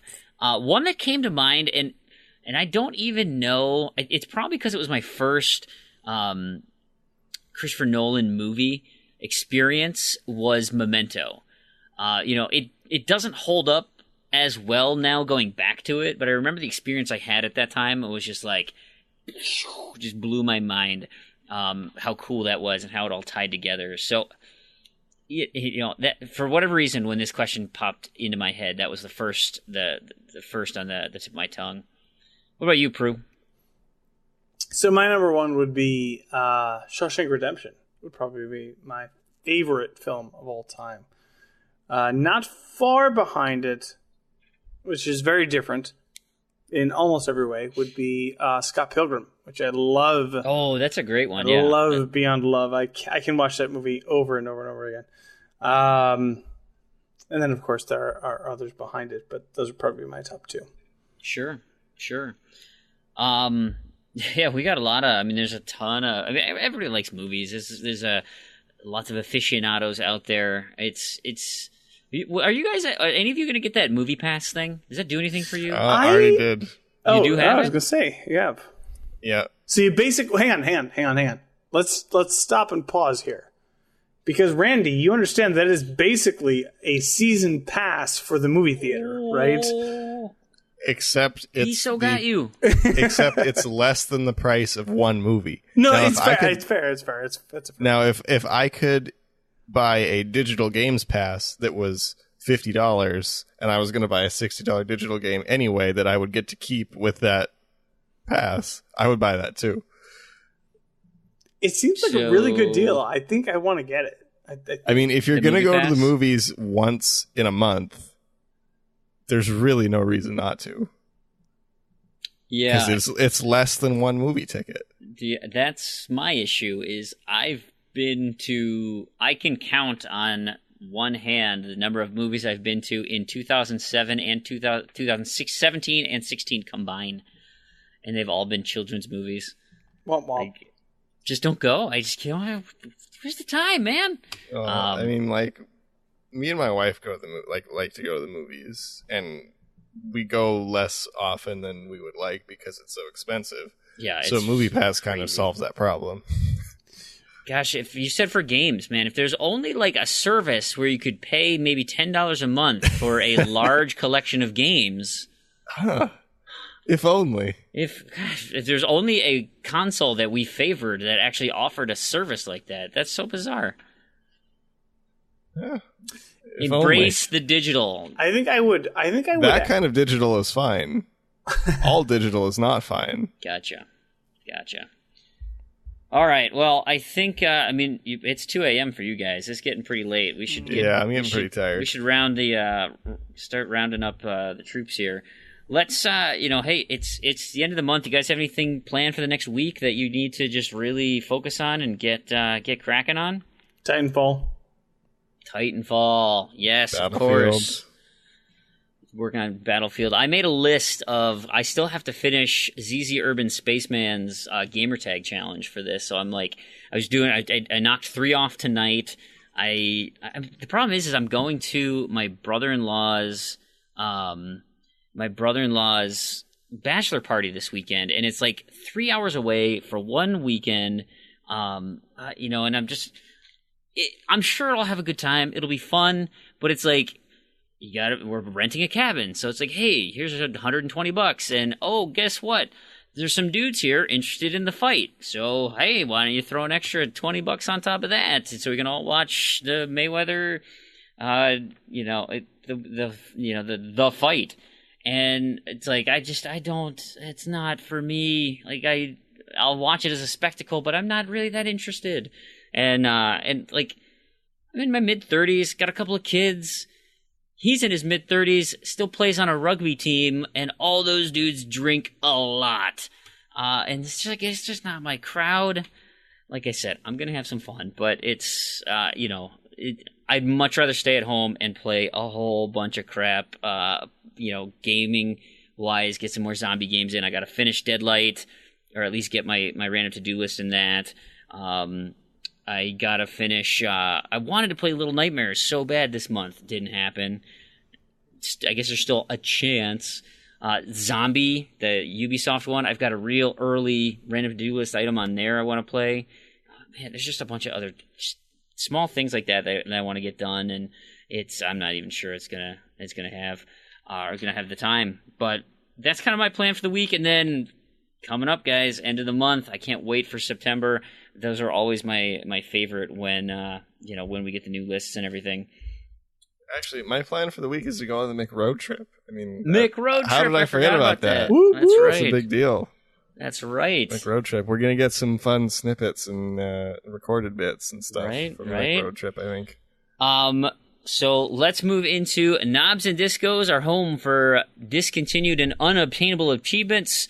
Randy, what do we got? We just have one this week. Well, one game, many achievements. And that is Neverwinter Hong Kong.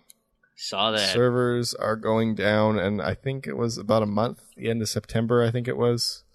So, so probably not going to finish that. I don't think anyone's going to finish it because there's a crazy hard achievement or something that might also be unobtainable.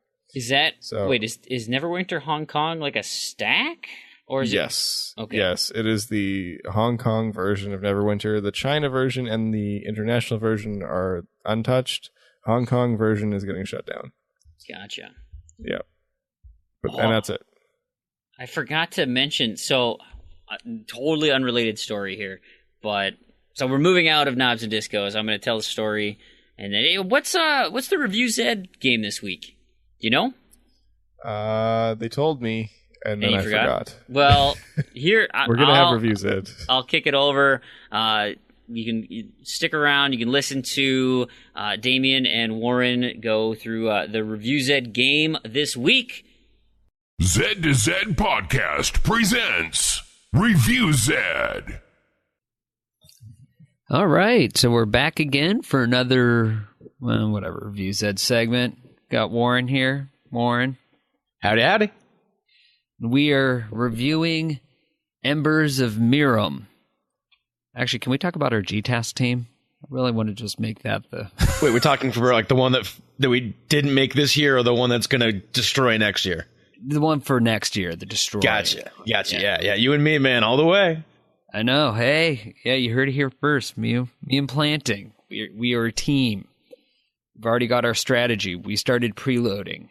Speaking of which, is this game good for preloading? That should be our first thing. Like on our GTAS hot takes. Is this game good for preloading? Yeah. No. It's mostly story related. Yeah, exactly. So, okay, so speaking of the story, I was kind of confused by this. Your dog cat thingies, what are they?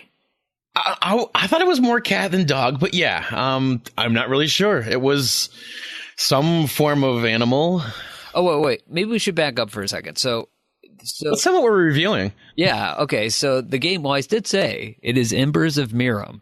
So this was published by Creative Bytes Studios and developed by just Creative Bytes.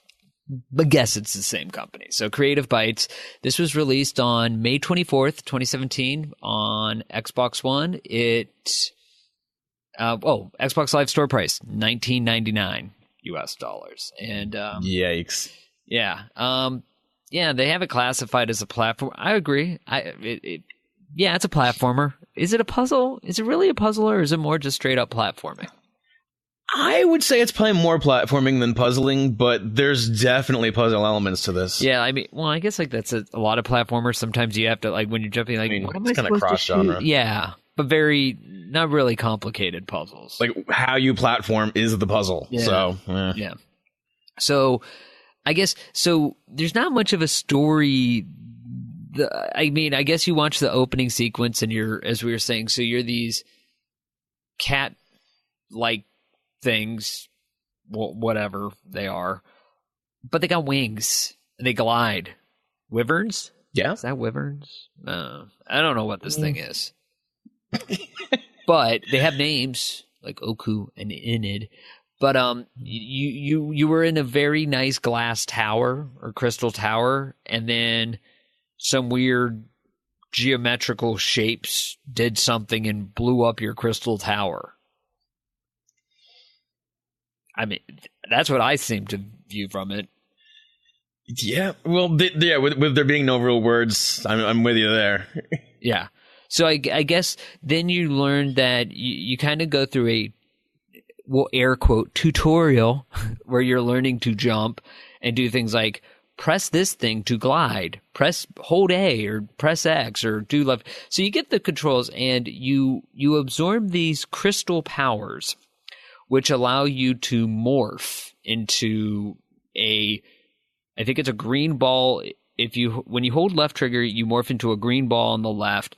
And when you press right trigger, you morph as a purple ball. And eventually, after you're past the first level, you have to really get through the game you have to change into these gas balls, and you have to control both of them, one with the left stick and one with the right stick, and go through either obstacles or follow these things that are known as glyphs that will make out shapes. And it would be, for example, the Canadian maple leaf. Just for you, Randy. Hey, buddy? Hey, there's an achievement for that, so bask in the glory, eh? So, yeah, so you have to, control. So, I don't know about you. At first, it was I can easily get things to do the same thing with my left and right. I find that I'm not as skilled at that as I thought.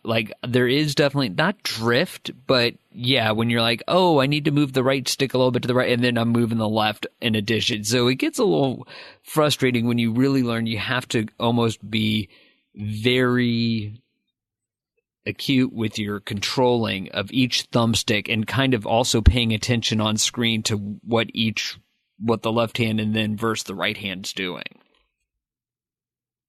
I would totally agree. I don't know if it's the way I hold my controller or like you say, it's just your hands aren't used to working in perfect sync like that. But yeah, the first couple glyphs are definitely simple to work with. And then after that, they get much more complex. Same thing with actually just going through some of the more puzzling elements of the game, like one of the scenes in particular when you have to kind of make your way through a sequence of passages as things fall down a river at you over and over.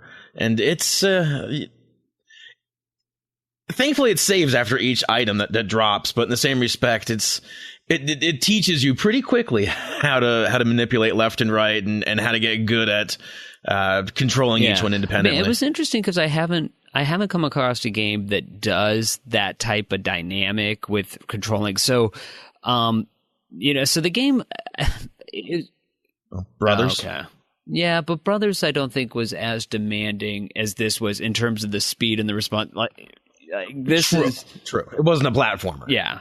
So I think that's what I'm saying. As a platformer, this kind of mechanic is not something that you stumble across. So if you like if you like platformers and you want a challenge on doing, from the controller side, this is definitely, it's not the worst platformer out there, but it's just so different that it's not something you instinctively pick up going, oh, totally nailed this. I even found for myself, you had to spend some time getting comfortable with the control to get that stuff to work. It's all doable, but it's definitely got a new learning curve. Now, and here's the opposite perspective. I typically hate platformers and really enjoyed playing this. So maybe if you aren't big into the platformer genre, but enjoy doing some puzzles that involve, working independently with both thumbsticks, this would be kind of fun. I find it's unfortunate that, again, from a story mode, they were trying to put a story together, but it just really, other than you're saving these things in the wild and completing glyphs, I really couldn't understand, what am I doing? I guess I'm trying to rebuild this tower. No, I'm with you. There was actually a big story on TA about that, how stories in games don't really seem to make a big scene in it anymore. It's more on the gameplay. And at least in this case, the graphics, everything looked beautiful. It was a nice looking game. I think we talked about that, though. Yeah, because, if you look at the scenes, they're... the one thing I will say is it looked very polished, because at least the scenes, you're in the woods and you're all that and you're yeah, this definitely does look like the woods. It definitely looks nicely rendered. However, I think it was quick to point out your single character platformer with not a lot of, bullet, when you get a kind of a bullet hell and you just get slowed down because there's just so much going on screen and it's trying to process all that. You're almost actually, this doesn't have a lot going on. It's a two-dimensional, even though it looks 3D, it's a two-dimensional platformer. So it should look nice. They're really not pushing the limits in the Xbox One's capability. So I think it looked nice for what it was, but yeah, I think it kind of, at some point, maybe, I don't know, it seems, I mean, decent, but I guess at that $20 price point, it's a different kind of control type, but I'm kind of sitting there feeling like, am I missing something from this? Like, should there have been a little more something somewhere? I don't know. No, I agree. For the price point, it is a little disappointing. There should have been either a much more encompassing story or more work done to make it, have some replay or length to the game. Because as it seems, it's a relatively short game from people's recommendations of it being 8 to 10 to 12 hours in length.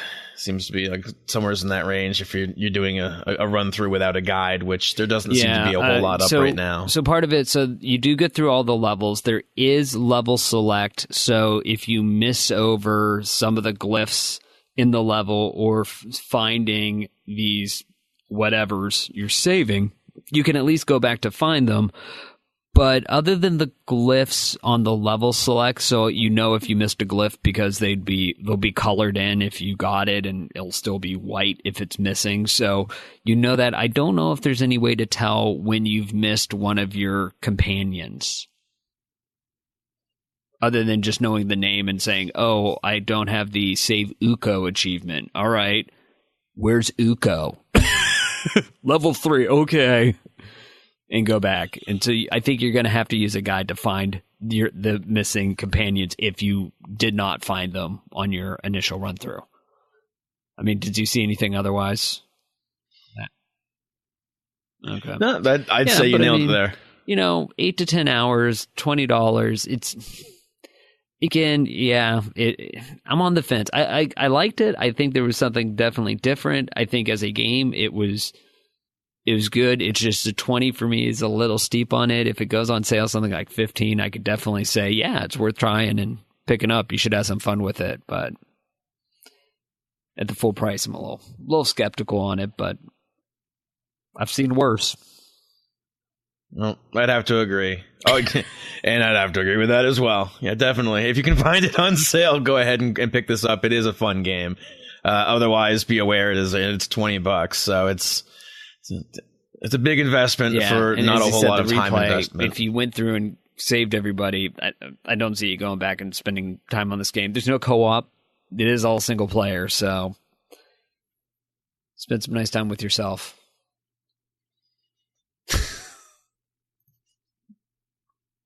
All right, so I think that's about it. If you have anything else, I think we'll turn it back over to the guys. All right. Thanks again for listening. I think we covered it. I want to thank Beer Me. He sent me this piece of news here because presumably he's been following Rebellion, the developer behind Sniper Elite and Zombie Army Trilogy. And since we're finishing up Zombie Army Trilogy, he says, hey, we got to get this done quick because coming up soon is this new game from them called Strange Brigade. I'll put the link here in the chat so you can take a look. Obviously, it'll be in the show notes. But this trailer's kind of cool, guys. It's effectively Zombie Army Trilogy or Sniper Elite, really. And except it's kind of this like South, kind of I guess Central Africa, Nile River. It's like a hybrid jungle, Nile, Egyptian thing going on. So you've got skeletons and mummies.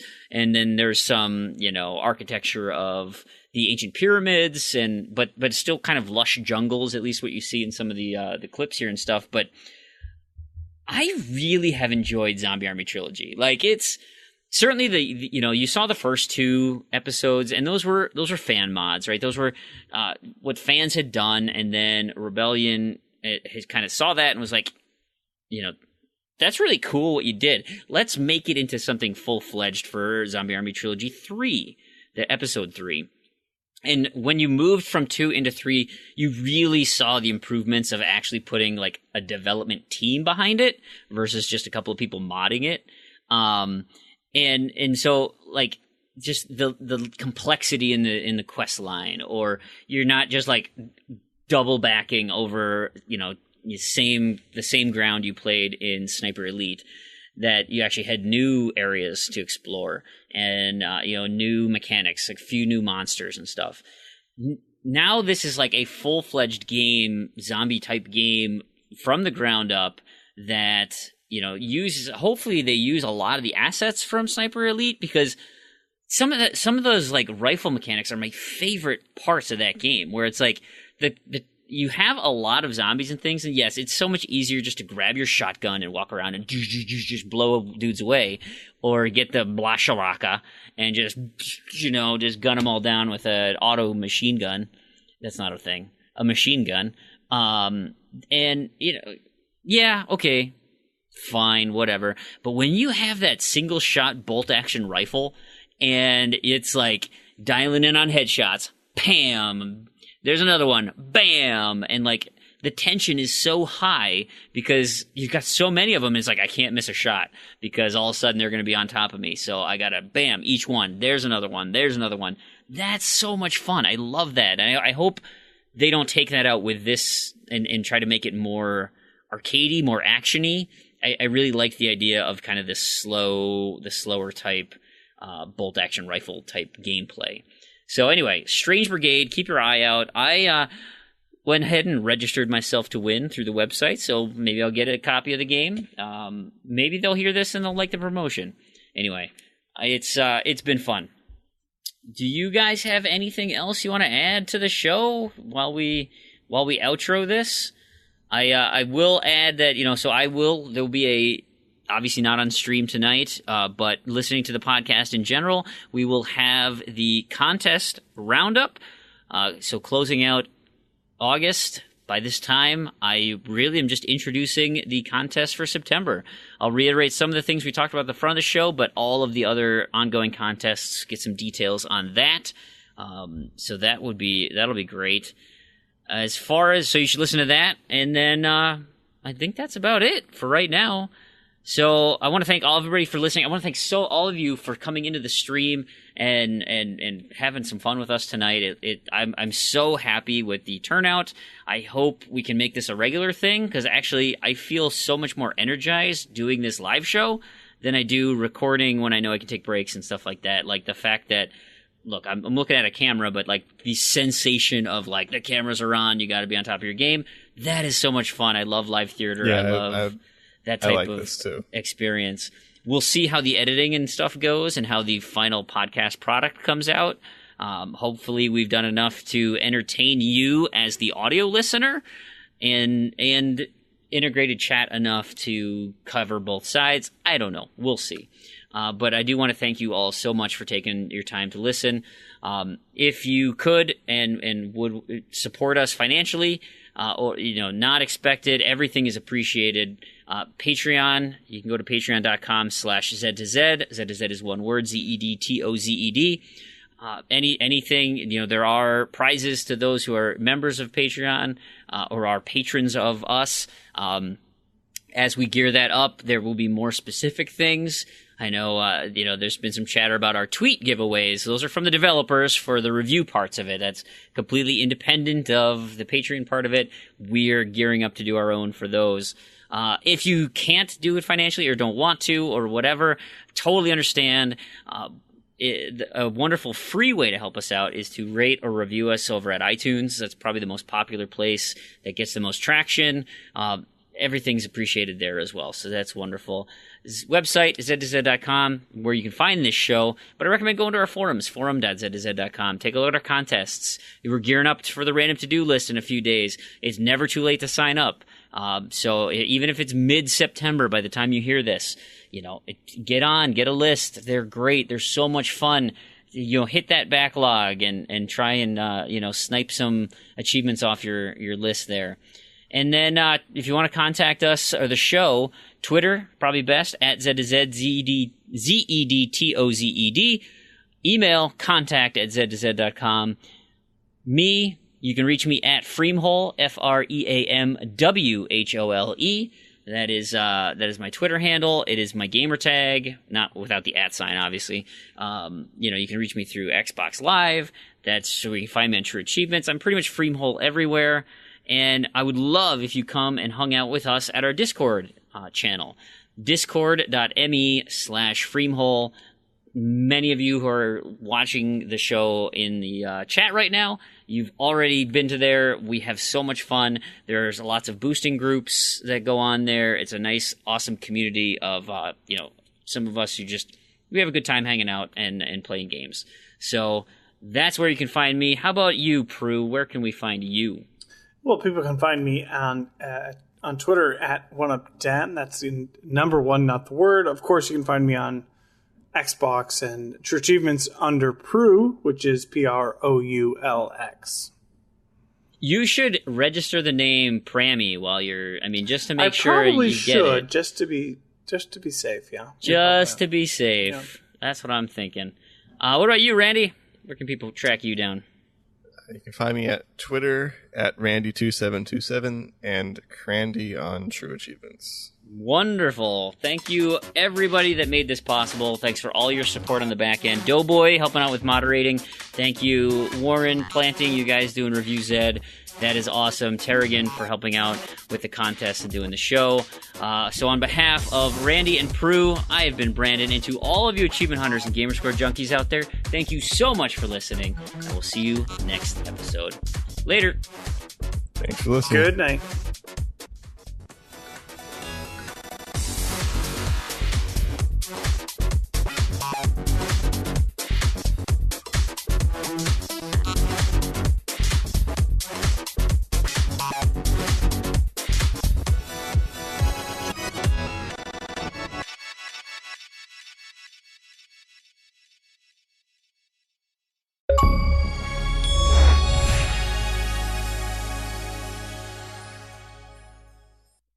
Time for another community roundup here. I hope you guys enjoyed the live show. It was super fun to record, but now it is time for some business.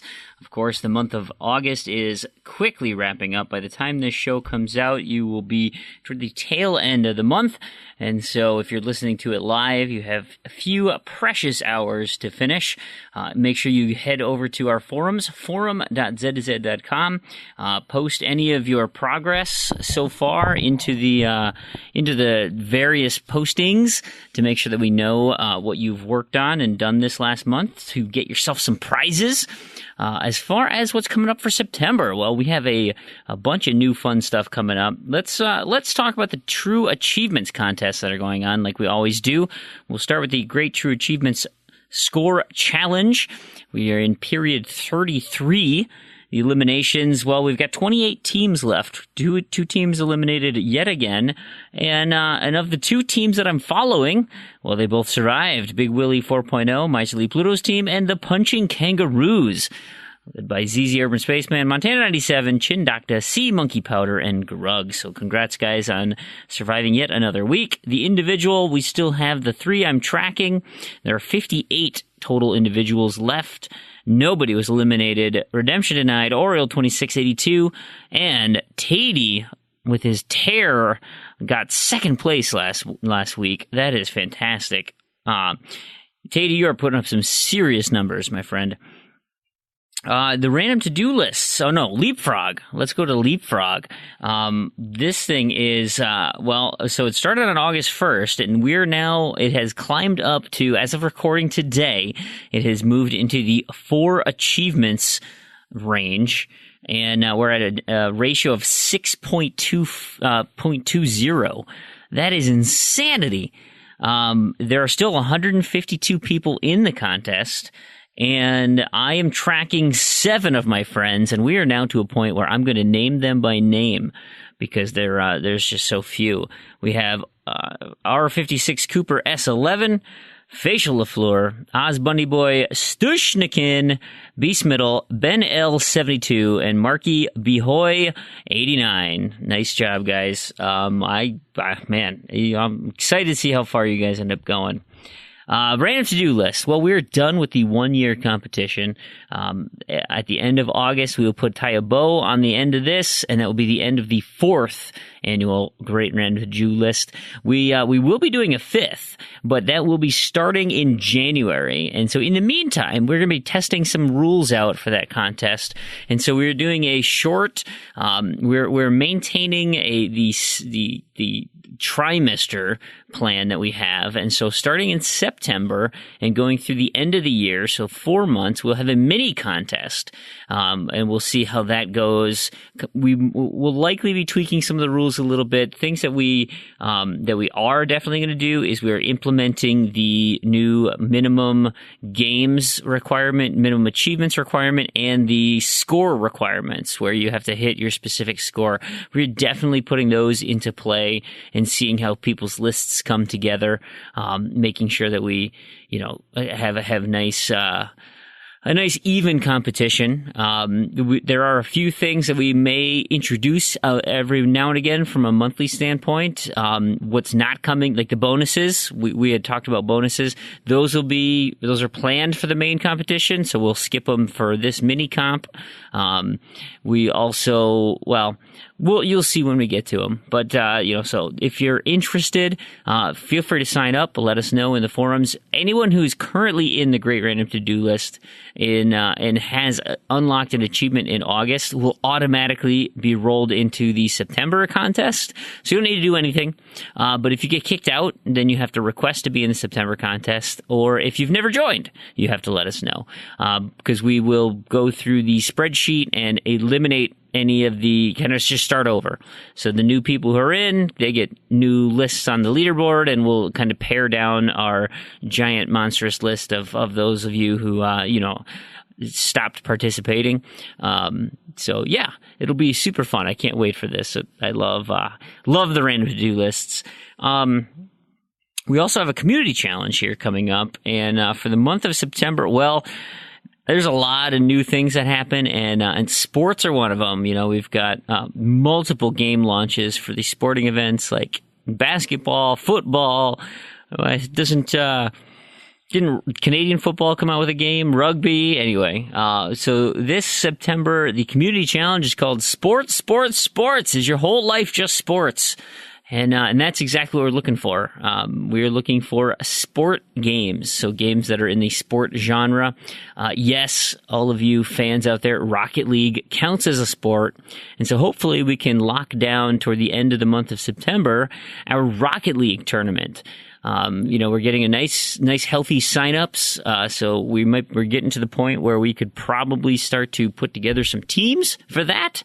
Again, keep an eye on the forums. If you've already signed up, and let me know through the forums, I will contact you through like private messages and things so that we're all on the same page about when it starts, what the rules are, all that kind of fun stuff. If you haven't yet signed up, there's still plenty of time. We have not closed any of the registrations yet because I don't have the plans yet. So if you're interested, let us know. Go to the forums, forum.z2z.com. Just say, hey, I like Rocket League. Even if you never played Rocket League, give it a shot. It's super fun. And it'll work toward September's contest. So there you have it. Sports, sports, sports. We do have a new gamer tag challenge coming up for September. It is Sea Monkey Powder. That is a nice 15-letter bunch of random letters in there. Make sure that your lists from your games collection is curated so that when the random to-do list comes up, it might be pulling from letters that you need. Of course, you could just leave it totally open like Peru does and hope for the best that way. I tend to be a little more focused with my gaming because I don't have a lot of time. And then finally, we got the MOCAS. I do not know what the MOCAS for September is, so keep your eye on the forums for when those rules get posted. August was going digital, so if we're looking for numbers, individual digits within the game themselves, or the achievement, I should say, that will get you qualified for entry in that contest there. The last thing I want to mention is my Discord channel. So discord.me/freamhole. That is a permanent link that is always open to anybody. Just type it in and you will be invited into the chat. There's lots of Z2Z listeners in there. It's kind of a little private area of chat that I have with, just, a couple hundred people in there. And, it's a nice community about boosting, working on, we're just finishing up Titanfall. Titanfall ends this Thursday. And so we'll be rolling over into Plants vs. Zombies. I personally will be leading a crew on the Xbox 360 version. I believe there will also be coinciding an Xbox One version. So if you want to work on getting those Plants vs. Zombies achievements, we'll do a little boosting there, but ultimately a lot of it ends up playing as well. So yeah, we've got that going on. We're still boosting some Halo action. I know Prue is leading a crew on Halo. I think they're still working on Reach. They might be moving on to ODST or 4 or whatever. I don't even know where they're going next. But so that's what's still on the docket. So if you need some Halo achievements done, hit that group up. Other than that, I think they play on Tuesdays. So Tuesday nights. So hopefully that works for you. Other than that, I think that's it for contests. So in a week or two, I'll announce winners for August. But in the meantime, you have until that point to make sure you post into the forums and let us know that you qualify. Other than that, I think it's time to head out. Again, I hope you enjoyed the live show. We'll do it again here in the near future, maybe even this upcoming week. So we'll see where the chips fall.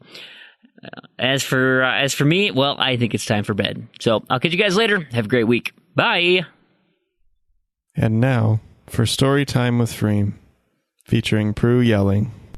So before we finish, I do have one piece of zombie news, but I went to the doctor this week. I did like this wellness screening before, and there was like this big old blood panel or whatever. And so everything came back, and I'm relatively healthy. So it all came back, and there's one number on there that was flagged red as very high, and it's some liver enzyme or something that's really high. And they're like, okay, well, this could be due to excessive exercise, or it could be due to liver cancer. Yeah, could be either one. I'm like, wow. Like I exercise quite a bit, pretty hard, but my uncle and aunt both just died of liver disease, and so did my grandmother. So it's like, crap. Well, this is probably something I should check out. So I set up a doctor's appointment, went in, and talked to my doctor, and he's like, yeah, okay, look, these are possible things it could be. It's not alcohol related. You don't drink enough alcohol, and if you did, these other numbers would be too high. It's not weight related because you got a normal weight. You're not going from 400 pounds down to 300 or down to 150 pounds or whatever, and so he just crossed all these things off. He's like, okay, well, these are what's possible, right? Maybe there's an iron thing. Maybe there's hepatitis. Maybe there's whatever. They all came back fine, but that's not the part of the story that's interesting. Part of the story that's interesting is wasn't really planning on doing any blood work, and so I didn't really have that much to drink. I had my 2 coffees, which actually is pretty terrible if you're going to do blood work because that's a diuretic. So I'm sitting there at the next to the little counter thing to get my blood drawn, and so I got my hand up, and she's looking for the vein, and I'm always fine when I give blood. It's not an issue. Like, veins are easy to find, and they can just take what they need. So she sticks the needle in, and she starts going. Blood's coming in, and all of a sudden, like after 3 seconds, it stops. Blood stops flowing. And so she's tapping on it, looking at it. She's like, well, that's really weird. I don't know why it just stopped. Let's just kind of, and she's like moving it a little bit. And I'm like, okay, that doesn't feel great, by the way. But whatever, fine, So then she takes it out, and knowing now I have to take another blood draw because she didn't get anything. And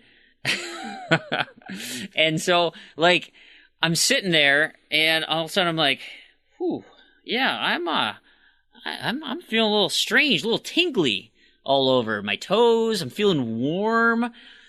Yeah, this is strange. And so the nurse is like, well, do you want me to like get you a juice or something? I'm like, yeah, you probably should. So I kind of lean back, and then all of a sudden everything goes dark.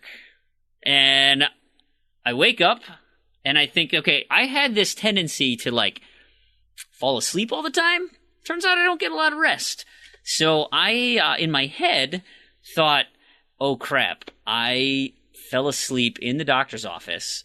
And I wake up, and there are 4 nurses around me in my chair. One of them's got like a wet paper towel on my head.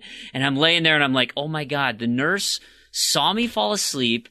And she's like, come look at this idiot. He fell asleep in the thing. Come down here. This is so funny. And then, so that's the first thought that goes through my head.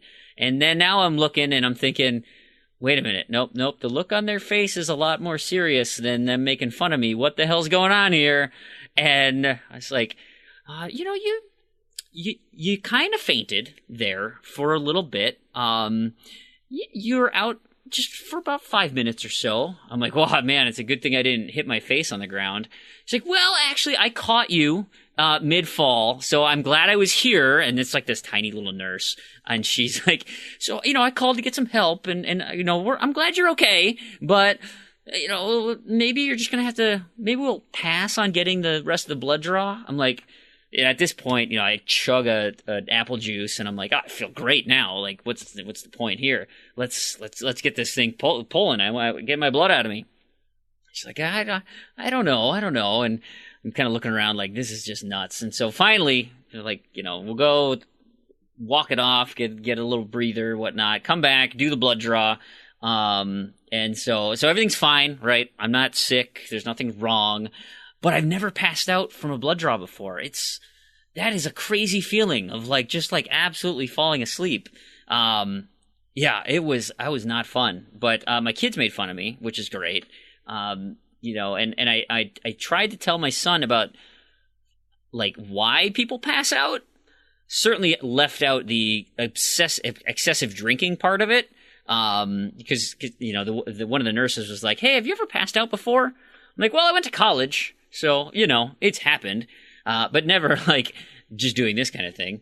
But like, I tried to tell him like, yeah, when blood's trying to fight gravity and it's having a hard time to get to your brain, sometimes your brain just says, yeah, this isn't going to work. You're going down. Boom. And it just puts you on the ground so you can get the blood to your head. And he thought that was the funniest thing. And he's like, did you hit your face on the ground? I'm like, no. Did you see my face all marked up?